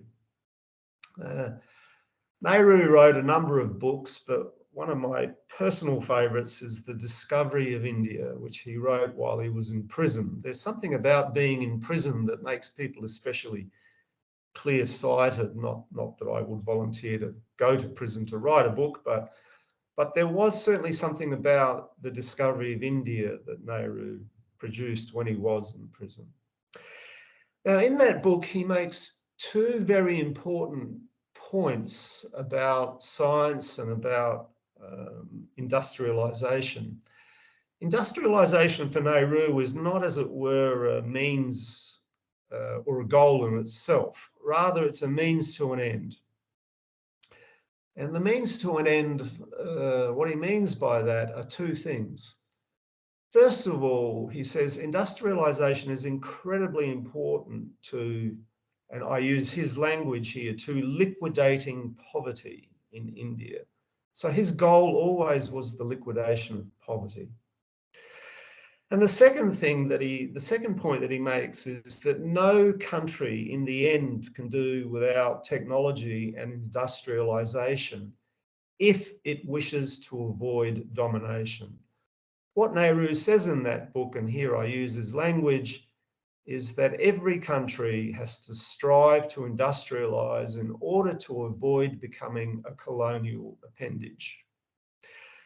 Now, those words, are as true now as they were in the early 1940s when Nehru wrote those words. And I think what's interesting about those 2 points is they're a very sort of clear-sighted baseline by which to judge the performance of the Indian state when it comes to the management of the patent institution.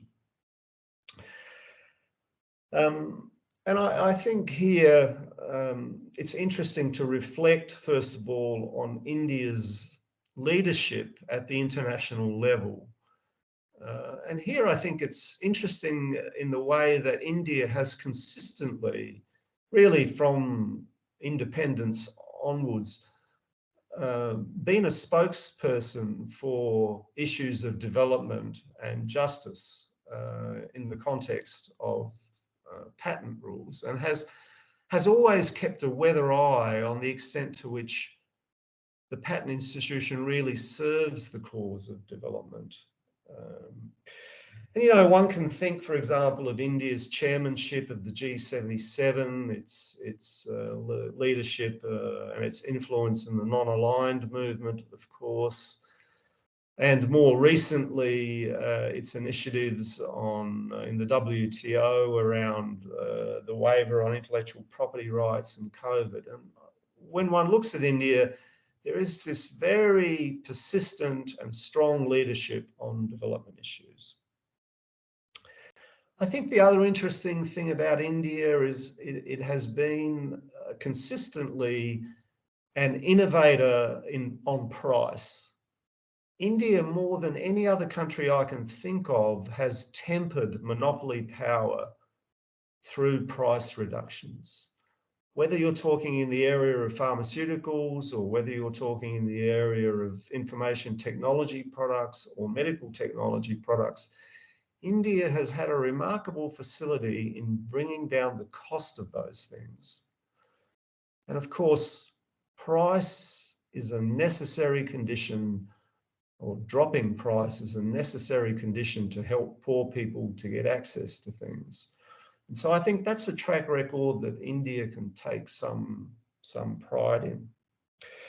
Now, of course, what about the future? Well, I have no idea about the future. I'm not Nostradamus. I do think that India is facing a lot of challenges in having to manage the patent system, both with a view to maintaining its goal of seeking to reduce poverty while at the same time seeking to develop. There are huge tensions and challenges in embracing an institution that is all about monopoly. And managing that and managing it with an eye to those broader values that Nehru articulated, I think, is a monumental challenge for any country, but especially for India. With those words, I thank you for your attention and look forward to the next speaker's presentation. Thank you. Thank you, Professor Drahaus, for those insightful thoughts. If I could now turn and ask Mr. Pryor to give his special address. And good afternoon, all.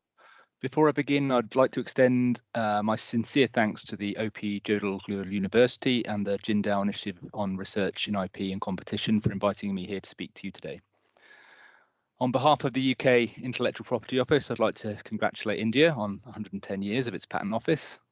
The 250% increase in grant of patents in the last 10 years and the rise in India's Global Innovation Index rankings over the last 5 years are reflective of significant advancements in the innovation ecosystem and are also in line with Shri Piyush Goyal's vision for making India the innovation powerhouse, for which IP is a key enabler. I'm happy to share that innovation is also part of the UK's ambitions globally, and IP has a significant role to play here, which is reflected in the UK IPO's international strategy. Around the world, patent systems have needed to adapt to advancements in technology, changing economies, trade agreements, multiple global crises over the past century, and it seems that one constant in patent law is that it's ever changing. And this is as true for Indian patent law and the Intellectual Property Office of India, I'm sure, as it is for the UK patent law and the Intellectual Property Office of the United Kingdom. Given the milestone of 110 years, I'd like to take this opportunity to firstly look back at the origin of the patent system, at least in the UK, and share with you how it evolved. And then secondly, share a UK perspective on the global debates in the patent system before highlighting where developments might take us in the future. So to the history, it's the received wisdom that the first UK patent was granted by Henry VI back in 1449 for a method of making stained glass windows. Back then, the criteria for a patentable invention bears little resemblance to the requirements we have for patents today. You would simply need a letter from the monarch of the day called a letter patent, which granted a right or honour to individuals.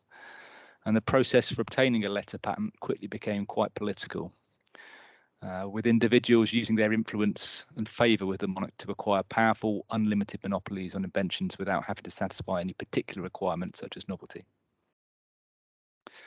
To rectify the flaws in the early patent system, patent law was enshrined in statute by King James I in 1624, and the Statute of Monopolies set out key features of patent law which are still familiar to us today, such as the novelty requirement, a presumption of the inventor's entitlement, and a fixed term monopoly for the patent.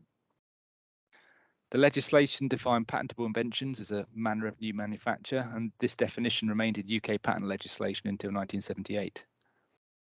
Nearly 200 years after the Statute of Monopolies of 1624, the UK patent system underwent major reform through the Patent Law Amendment Act of 1852, and this act introduced a register for patents and created the Office for the Commissioner of Patents, which opened in the 1st of October 1852, and this was the forerunner of the UK IPO.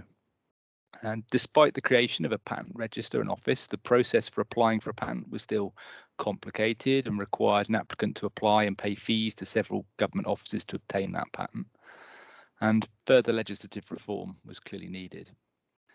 The Patents, Designs and Trademark Act of 1883 created the UK, the Patent Office as we know it today, and this act created the role of Comptroller General and introduced lower fees to incentivise innovators and required the office to publish applications in a regular journal.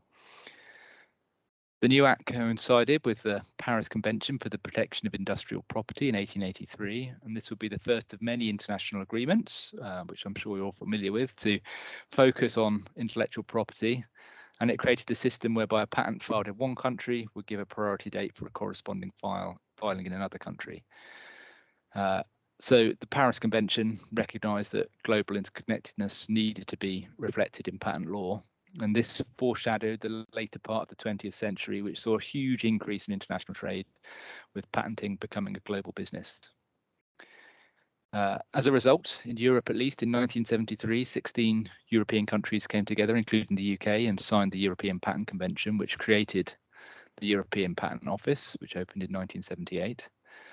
And the European Patent Convention, along with the Patent Cooperation Treaty, required major changes in UK patent legislation, resulting in the Patents Act of 1977. And this is the act that's still with us today, the act that harmonised the UK's domestic patent law with other EPC member states and changed the way that the UK defines patentable inventions. Instead of stating what's patentable, our legislation provides a list of what cannot be patented, and this shares many similarities with the Indian system. As with India, the UK is also party to other international agreements, such as the WTO TRIPS agreement, which sets out the minimum standards on IP protection globally and came into force in the mid-90s, and has been the subject of global debates ever since. So turning to those global debates, patents cover nearly all areas of technology, and where there are debates over the ethics of technology, its nature and access to it, there are debates over patent law. Perspectives vary both within and between countries, and there is a balance to be struck here.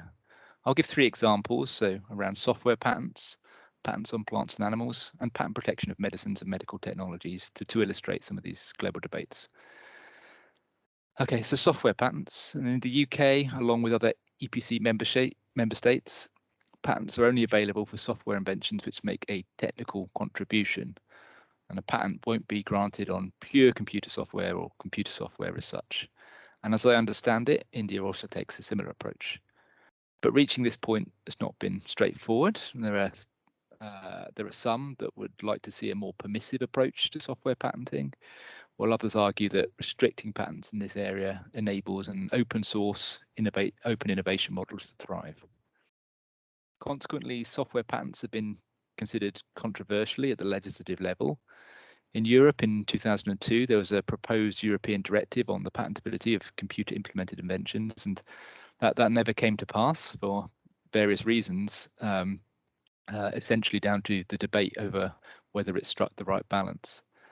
And in the UK, the issue of software patents was the subject of an independent review commissioned by the UK IPO in 2012. And it was decided that our legislation on software patents would not change until there was a clear benefit to innovation and growth. But meanwhile, when jurisprudence, EPO boards of appeal and the UK courts have advanced ever more sophisticated tests for software patentability as technology has progressed.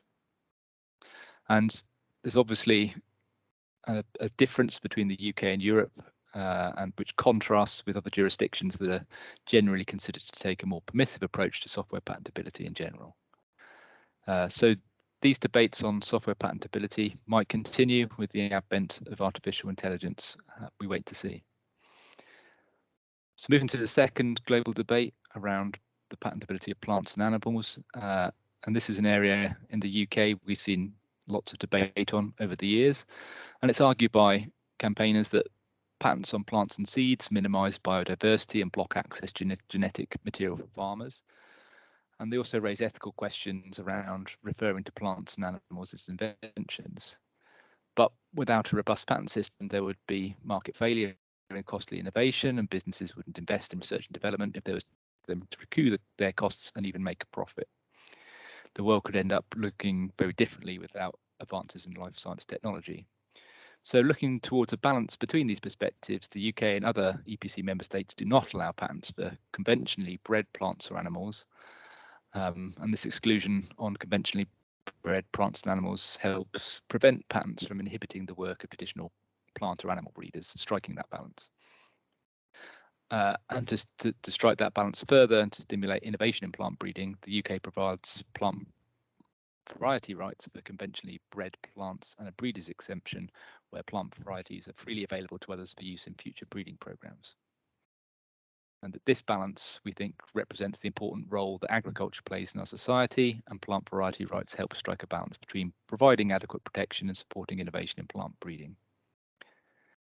The third area of global dispute or global debate is around protection of medicines, and it's a key debate in patent policy and has been for many decades.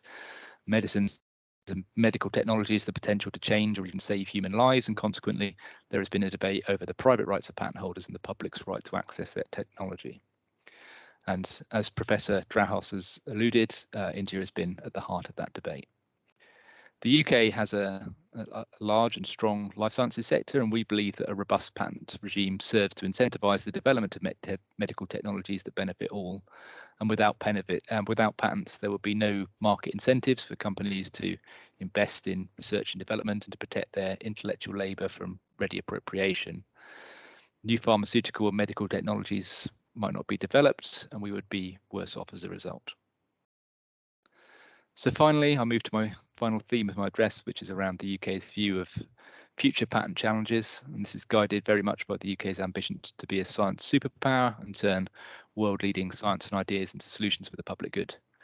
And a key strand for delivering that is the UK's innovation strategy, which sets out that in the area of patents, the UK is to consult on the protection of inventions made by AI. And AI is changing the world around us and presenting us with a wealth of opportunities and raising thought-provoking questions. And in the UK, we're committed to increasing our understanding of that and how the patent system can incentivise the development and adoption of AI technologies. So to better understand the issues around that, we launched a call for views in September 2020, and followed by a formal government consultation in October of last year, and that consultation closed in January of this year. And this all concerned the interaction between AI and patents and inventorship, and we're analysing those responses and aim to publish a government response in the summer of this year. Wherever we end up in AI won't change our view that patents reward people for their inventiveness and creativity, and they encourage investment in technology for the benefit of us all.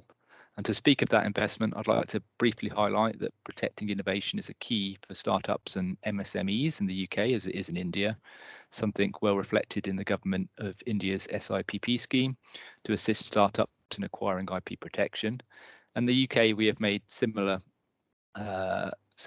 efforts and recently extended our IP access scheme with a £2.5 million worth of investment in grants to SMEs being made available the scheme. So to bring us a conclusion, in the UK, we provide patents to encourage people to invent and create new technology that enriches all our lives. At the UK Intellectual Property Office, we regularly monitor the UK's economic landscape to ensure our patent system remains fit for purpose. And our continued dialogue with stakeholders and international partners on key issues will ensure our policies remain reflective of the needs of innovators and inventors as time goes on. We're working hard to ensure the UK and the international patent system evolves to meet the needs of its users, while maintaining the core features of the system which incentivise innovation and provide the right balance between rights holders and the wider public. Some of you might be aware that the UK IPO has a memorandum of understanding on intellectual property with India's DPIIT, and we are looking very much forward to further strengthening collaborations on IP this year with you. Thank you. Thank you, Mr. Pryor, for providing our listeners kind of a dimension, an international dimension in terms of the ongoing debates. And given that both UK and India's historical and cultural connections, I'm sure there'll be many more opportunities to discuss our work in terms of becoming a knowledge power as well as protecting intellectual property together in the future. Thank you both, Mr. Pryor and Professor Drahos, for your insightful comments. And now I will introduce our next set of speakers. So it is my extreme pleasure to introduce my colleague, Professor Dr. Manveen Singh, who is an associate professor and associate dean at Jindal Global Law School. He is here to talk about his new and upcoming book, which is on reflections on standard setting organizations, IPR policies, intellectual property and competition issues, one of the very few of such academic work on India that is available in the market, or very soon will be available on the market itself. It's been published by Springer, and I will leave it to Manveen to discuss about his book further. We are also joined by Mr. Eric Stasek, who will be also discussing his book with him. Eric is the founder of Avika, which is, I hope I'm pronouncing it correctly, Eric, which is a consulting firm located in Stockholm, Sweden, specializing in licensing of standard essential patents and other patents for telecommunications industry. He began as an electric engineer in terms of 25 years ago, and in a variety of roles, beginning in Ericsson's, at that point of time, very nascent handset division in the early 1990s, and then as an IPR manager for Ericsson's GSM and UMTS infrastructure and business projects. And since 2002, he has been an independent consultant, consulting to a broad spectrum of business interests, including network operators, infrastructure manufacturers, handset manufacturers, and chipset manufacturers. I extend a warm welcome to you, Eric, for joining us and for discussing with Professor Singh about his book. I will now hand over the deliberations to both of you. Eric, I can't see you. Are you online? Just give us a little bit of more time while we try to connect with him.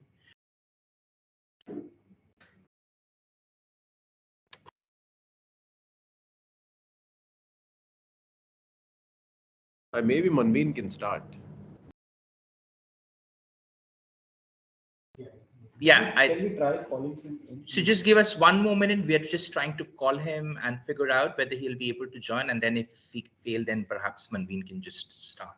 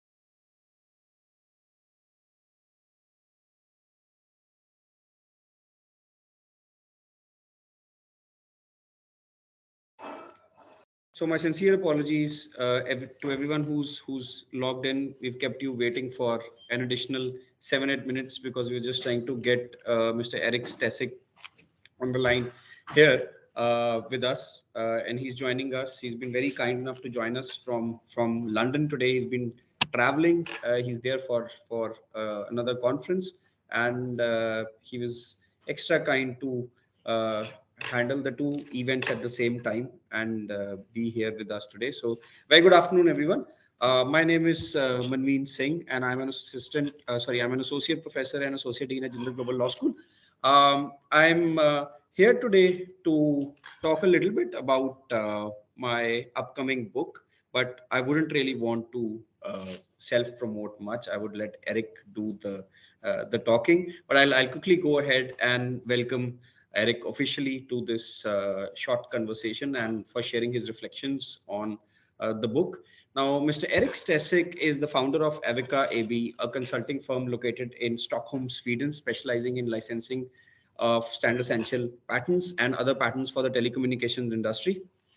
Eric is an electrical engineer by training and has worked with ACP licensing for over 25 years in a variety of roles, beginning in Ericsson's nascent handset division in the early 90s, and then as IPR manager for Ericsson's GSM UMTS infrastructure business during the rapid expansion of the GSM and development and launch of UMTS. He's been an independent consultant since 2002 for almost 2 decades now, and he's advised and provided licensing support to a broad spectrum of business interests, including network operators, infrastructure manufacturers, handset manufacturers, chipset manufacturers, software developers, independent inventors, as well as a range of non-practicing entities. So you name it and you have it. All of the people who are the who's who of the licensing business or the standard setting arena are the ones he's worked with. He's also served as an advisor to startups and investors, and he's also sometimes invited to speak at conferences on the subject of FRAND licensing, like the one we have today. A hands-on practitioner, Eric has led round-the-table commercial SEP licensing negotiations from both sides of the table, sometimes advising licensors and sometimes advising licensees. Well, you rarely get someone to join you who knows both sides of the story. Eric has also served as an expert witness on FRAND licensing at several instances, and he's of course here to talk a little bit more about FRAND licensing in the context of the book. So I'll just take about a couple of minutes to talk a little bit about the background to my upcoming work. The title of the book is Standard Setting Organizations, IPR Policies, Intellectual Property and Competition Issues. Now, the idea behind this particular book actually, I would say, stems from my PhD thesis, which I converted into this particular book. And it's obvious that in today's state, our lives are completely dependent on technology.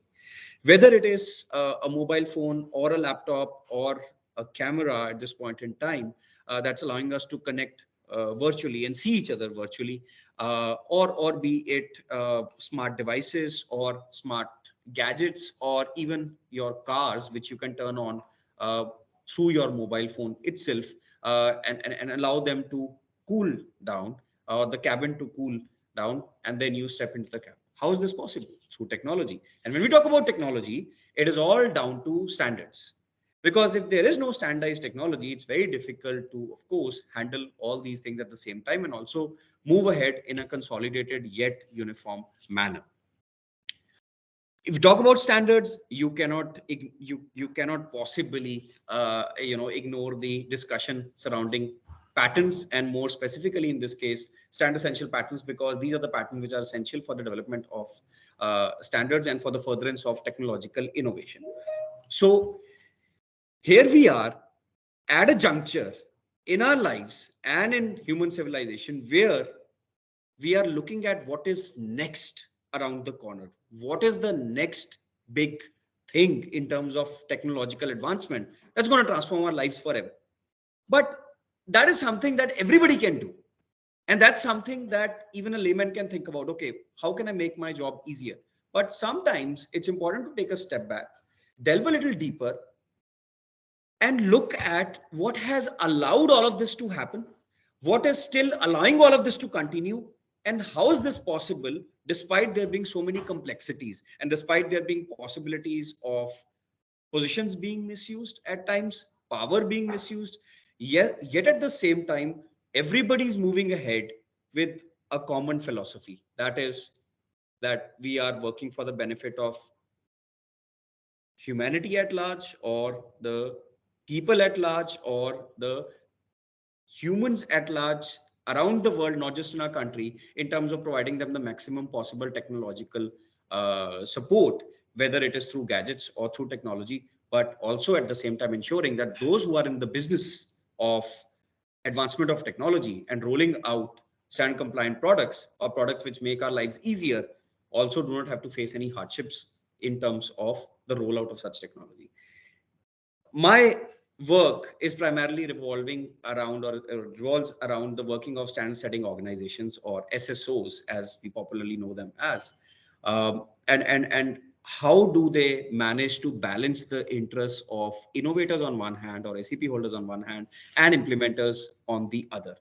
So licensors and licensees coming together under one roof, trying to collaboratively set standards which are for the benefit of everybody involved, including them, and ensuring that all of this is carried out in a manner which is, of course, not too time consuming and doesn't delay the rollout of technology, yet at the same time, it is ensuring that we have technological advancement being carried out on a constant basis. Well, that's where I would want to stop. I would not want to talk further about the book. I would let Eric do the talking. Eric, over to you. Okay, thank you. Good afternoon. It's a pleasure and an honor for me to be invited to address my friends at Jericho on the occasion of your 10-year anniversary. It's impressive. And I'm particularly honored to be asked to make a few remarks on a very important book, which has been published by my friend Dr. Singh, with the title Standard Setting Organizations, IPR Policies, Intellectual Property, and Public. This is a very boring topic, but really important. As Dr. Singh standards of the, I'm able to be with you here today from a phone in a month. My connection enabled by internet, carried over the airways by gigabyte standards produced by BP. My image is reproduced, you don't see my image, reproduced by the 8.264 by the FU. And my voice carried my data compressed according to the APR, and so on and so forth. Standards provide the tool by which people across the globe are able to communicate words and images, music and culture, thoughts and ideas. These standards reach every corner of the globe. Standards are the reason that 5 billion people have mobile phones. Standards are the reason these communication tools are able to provide economic benefit and development to the richest nations on the planet and the poorest people on the planet. Standards rely on innovation, and innovation is fueled by patents. The inclusion of patented technologies into standards creates a complicated tension between innovators and implementers, who themselves are innovators. To reduce this tension, standard setting organizations, SSO, policies which govern how patented technologies may be included into standards. As you all know, there's been a great deal of research, academic study, and litigation in the courts over SEPs, standard essential patents. But surprisingly, very differences between the IPR policies produced by all these different standard setting organizations. Manveen's book, I should say Dr. Singh, but I was speaking of my friend, so it's more natural for me to refer to him less formally. He fills this gap in academic study and provides the reader with insights into these policies. In particular, Manveen's research asks the important question, what sort of IPR policy is the most appropriate for developed and developing nations? Within 3GPB, there are 7 different SSOs, each having their own IPR policy.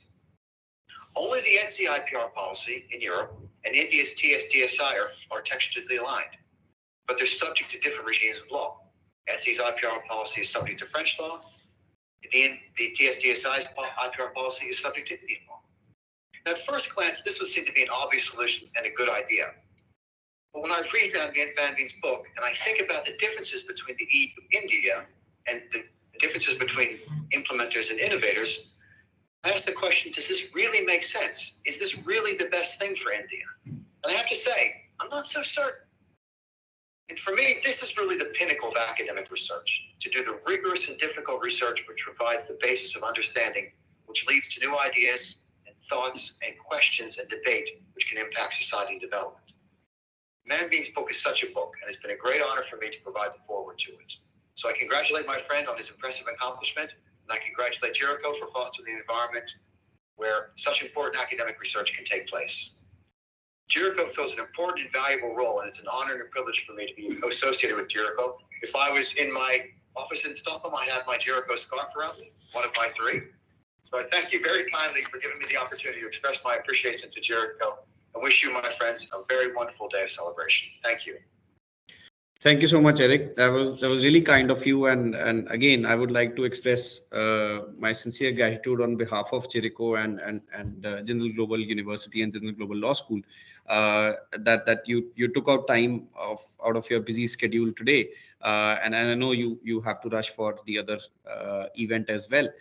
But we are ever so grateful for your time and whatever you have been doing all these years in collaboration with Jericho, and the fact that you're just a call away or an email away is something that we duly cherish. Thank you so much for joining in, Eric.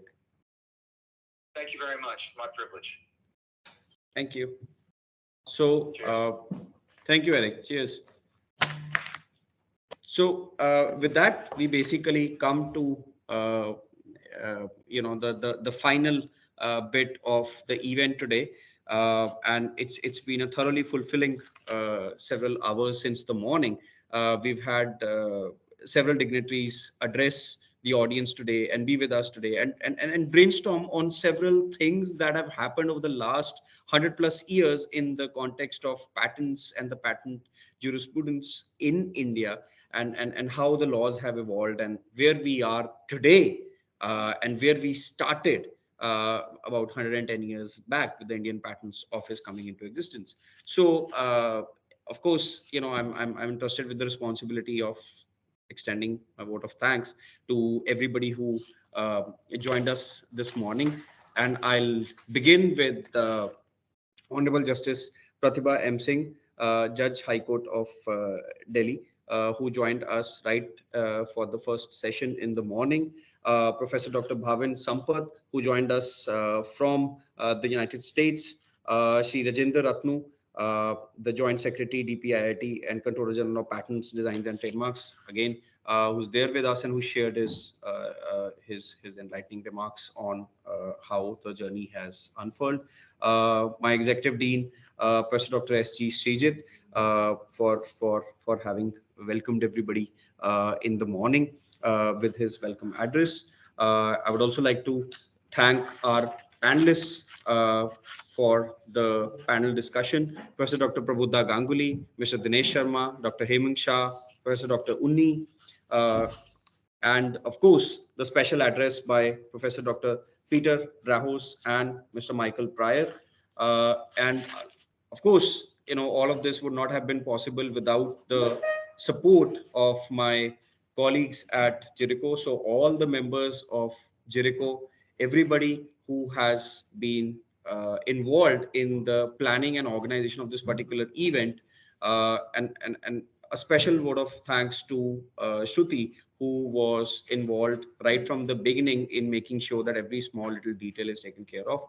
I'll go a little personal here, and I would like to specially thank Miss Nupur Singh, who's been instrumental in allowing me to come up with my book in such a short span of time, and ensuring that everything was in order and everything was in place for the book to be announced today. Of course, the launch is still a couple of months away, but I cannot thank Nupur enough for extending the support on behalf of Springer throughout the publication process. So thank you, Nupur. Thank you so much for joining us today. Of course, the Office of the Vice Chancellor, the Office of the Registrar, the Office of the Executive Dean, JGLS, the IT team, the AV support, the media team, the food services, and all the people who have supported us today with this particular event and in this particular endeavor of ours to highlight this journey of the past 110 years of the Indian Patents Office. My colleague Ashish wishes to speak something, so I'll just allow Ashish to come in now. Ashish, please, over to you. I'll not take too much time, Manveen, but you thanked so many people. But actually, I wanted to thank you for your work, and I wanted to congratulate you. Let me put you on mute because my voice is echoing. I don't know how many people here know the entire journey that you've been on, and it seems that the year has started on a very good note for you. There are multiple reasons to celebrate. Manveen is not just a doctorate now, but he's actually he's managed to get a very solid understanding and contribution in a field which is very challenging around the world. There's hardly any credible work which is emanated from India around SSOs. So Manveen, this is a major landmark, and we all recognize it. Jericho has grown along with you and your research, and Jericho and JGU are better off with the research, the publications, and all the conference presentations that you've made in last few years. But more importantly, Manveen also became a father to a handsome young boy a few days ago, Avir, and that's another big achievement, a personal milestone. Manveen has, of course, grown a lot as a faculty member, just like all of us in the law school. And it's as the pandemic is coming to an end and the books and papers are rolling out of Manveen's desk and desktop, I can only wish you more luck, Manveen, and more growth personally, intellectually, and even professionally. The last 2-3 years have been tough for you. I know that. We all know that. But you've not only emerged in a big way in terms of finishing your PhD, but you've done phenomenally well even in the law school in many different ways. So we are all very proud of you. Thank you, Manveen. So much, Ashish. That's so kind of you. Thank you. With that, we can call it a successful event, if I may use those words. Thank you so much, everyone, for joining us today, and we look forward to seeing you soon for another event. Thank you so much. Have a good afternoon.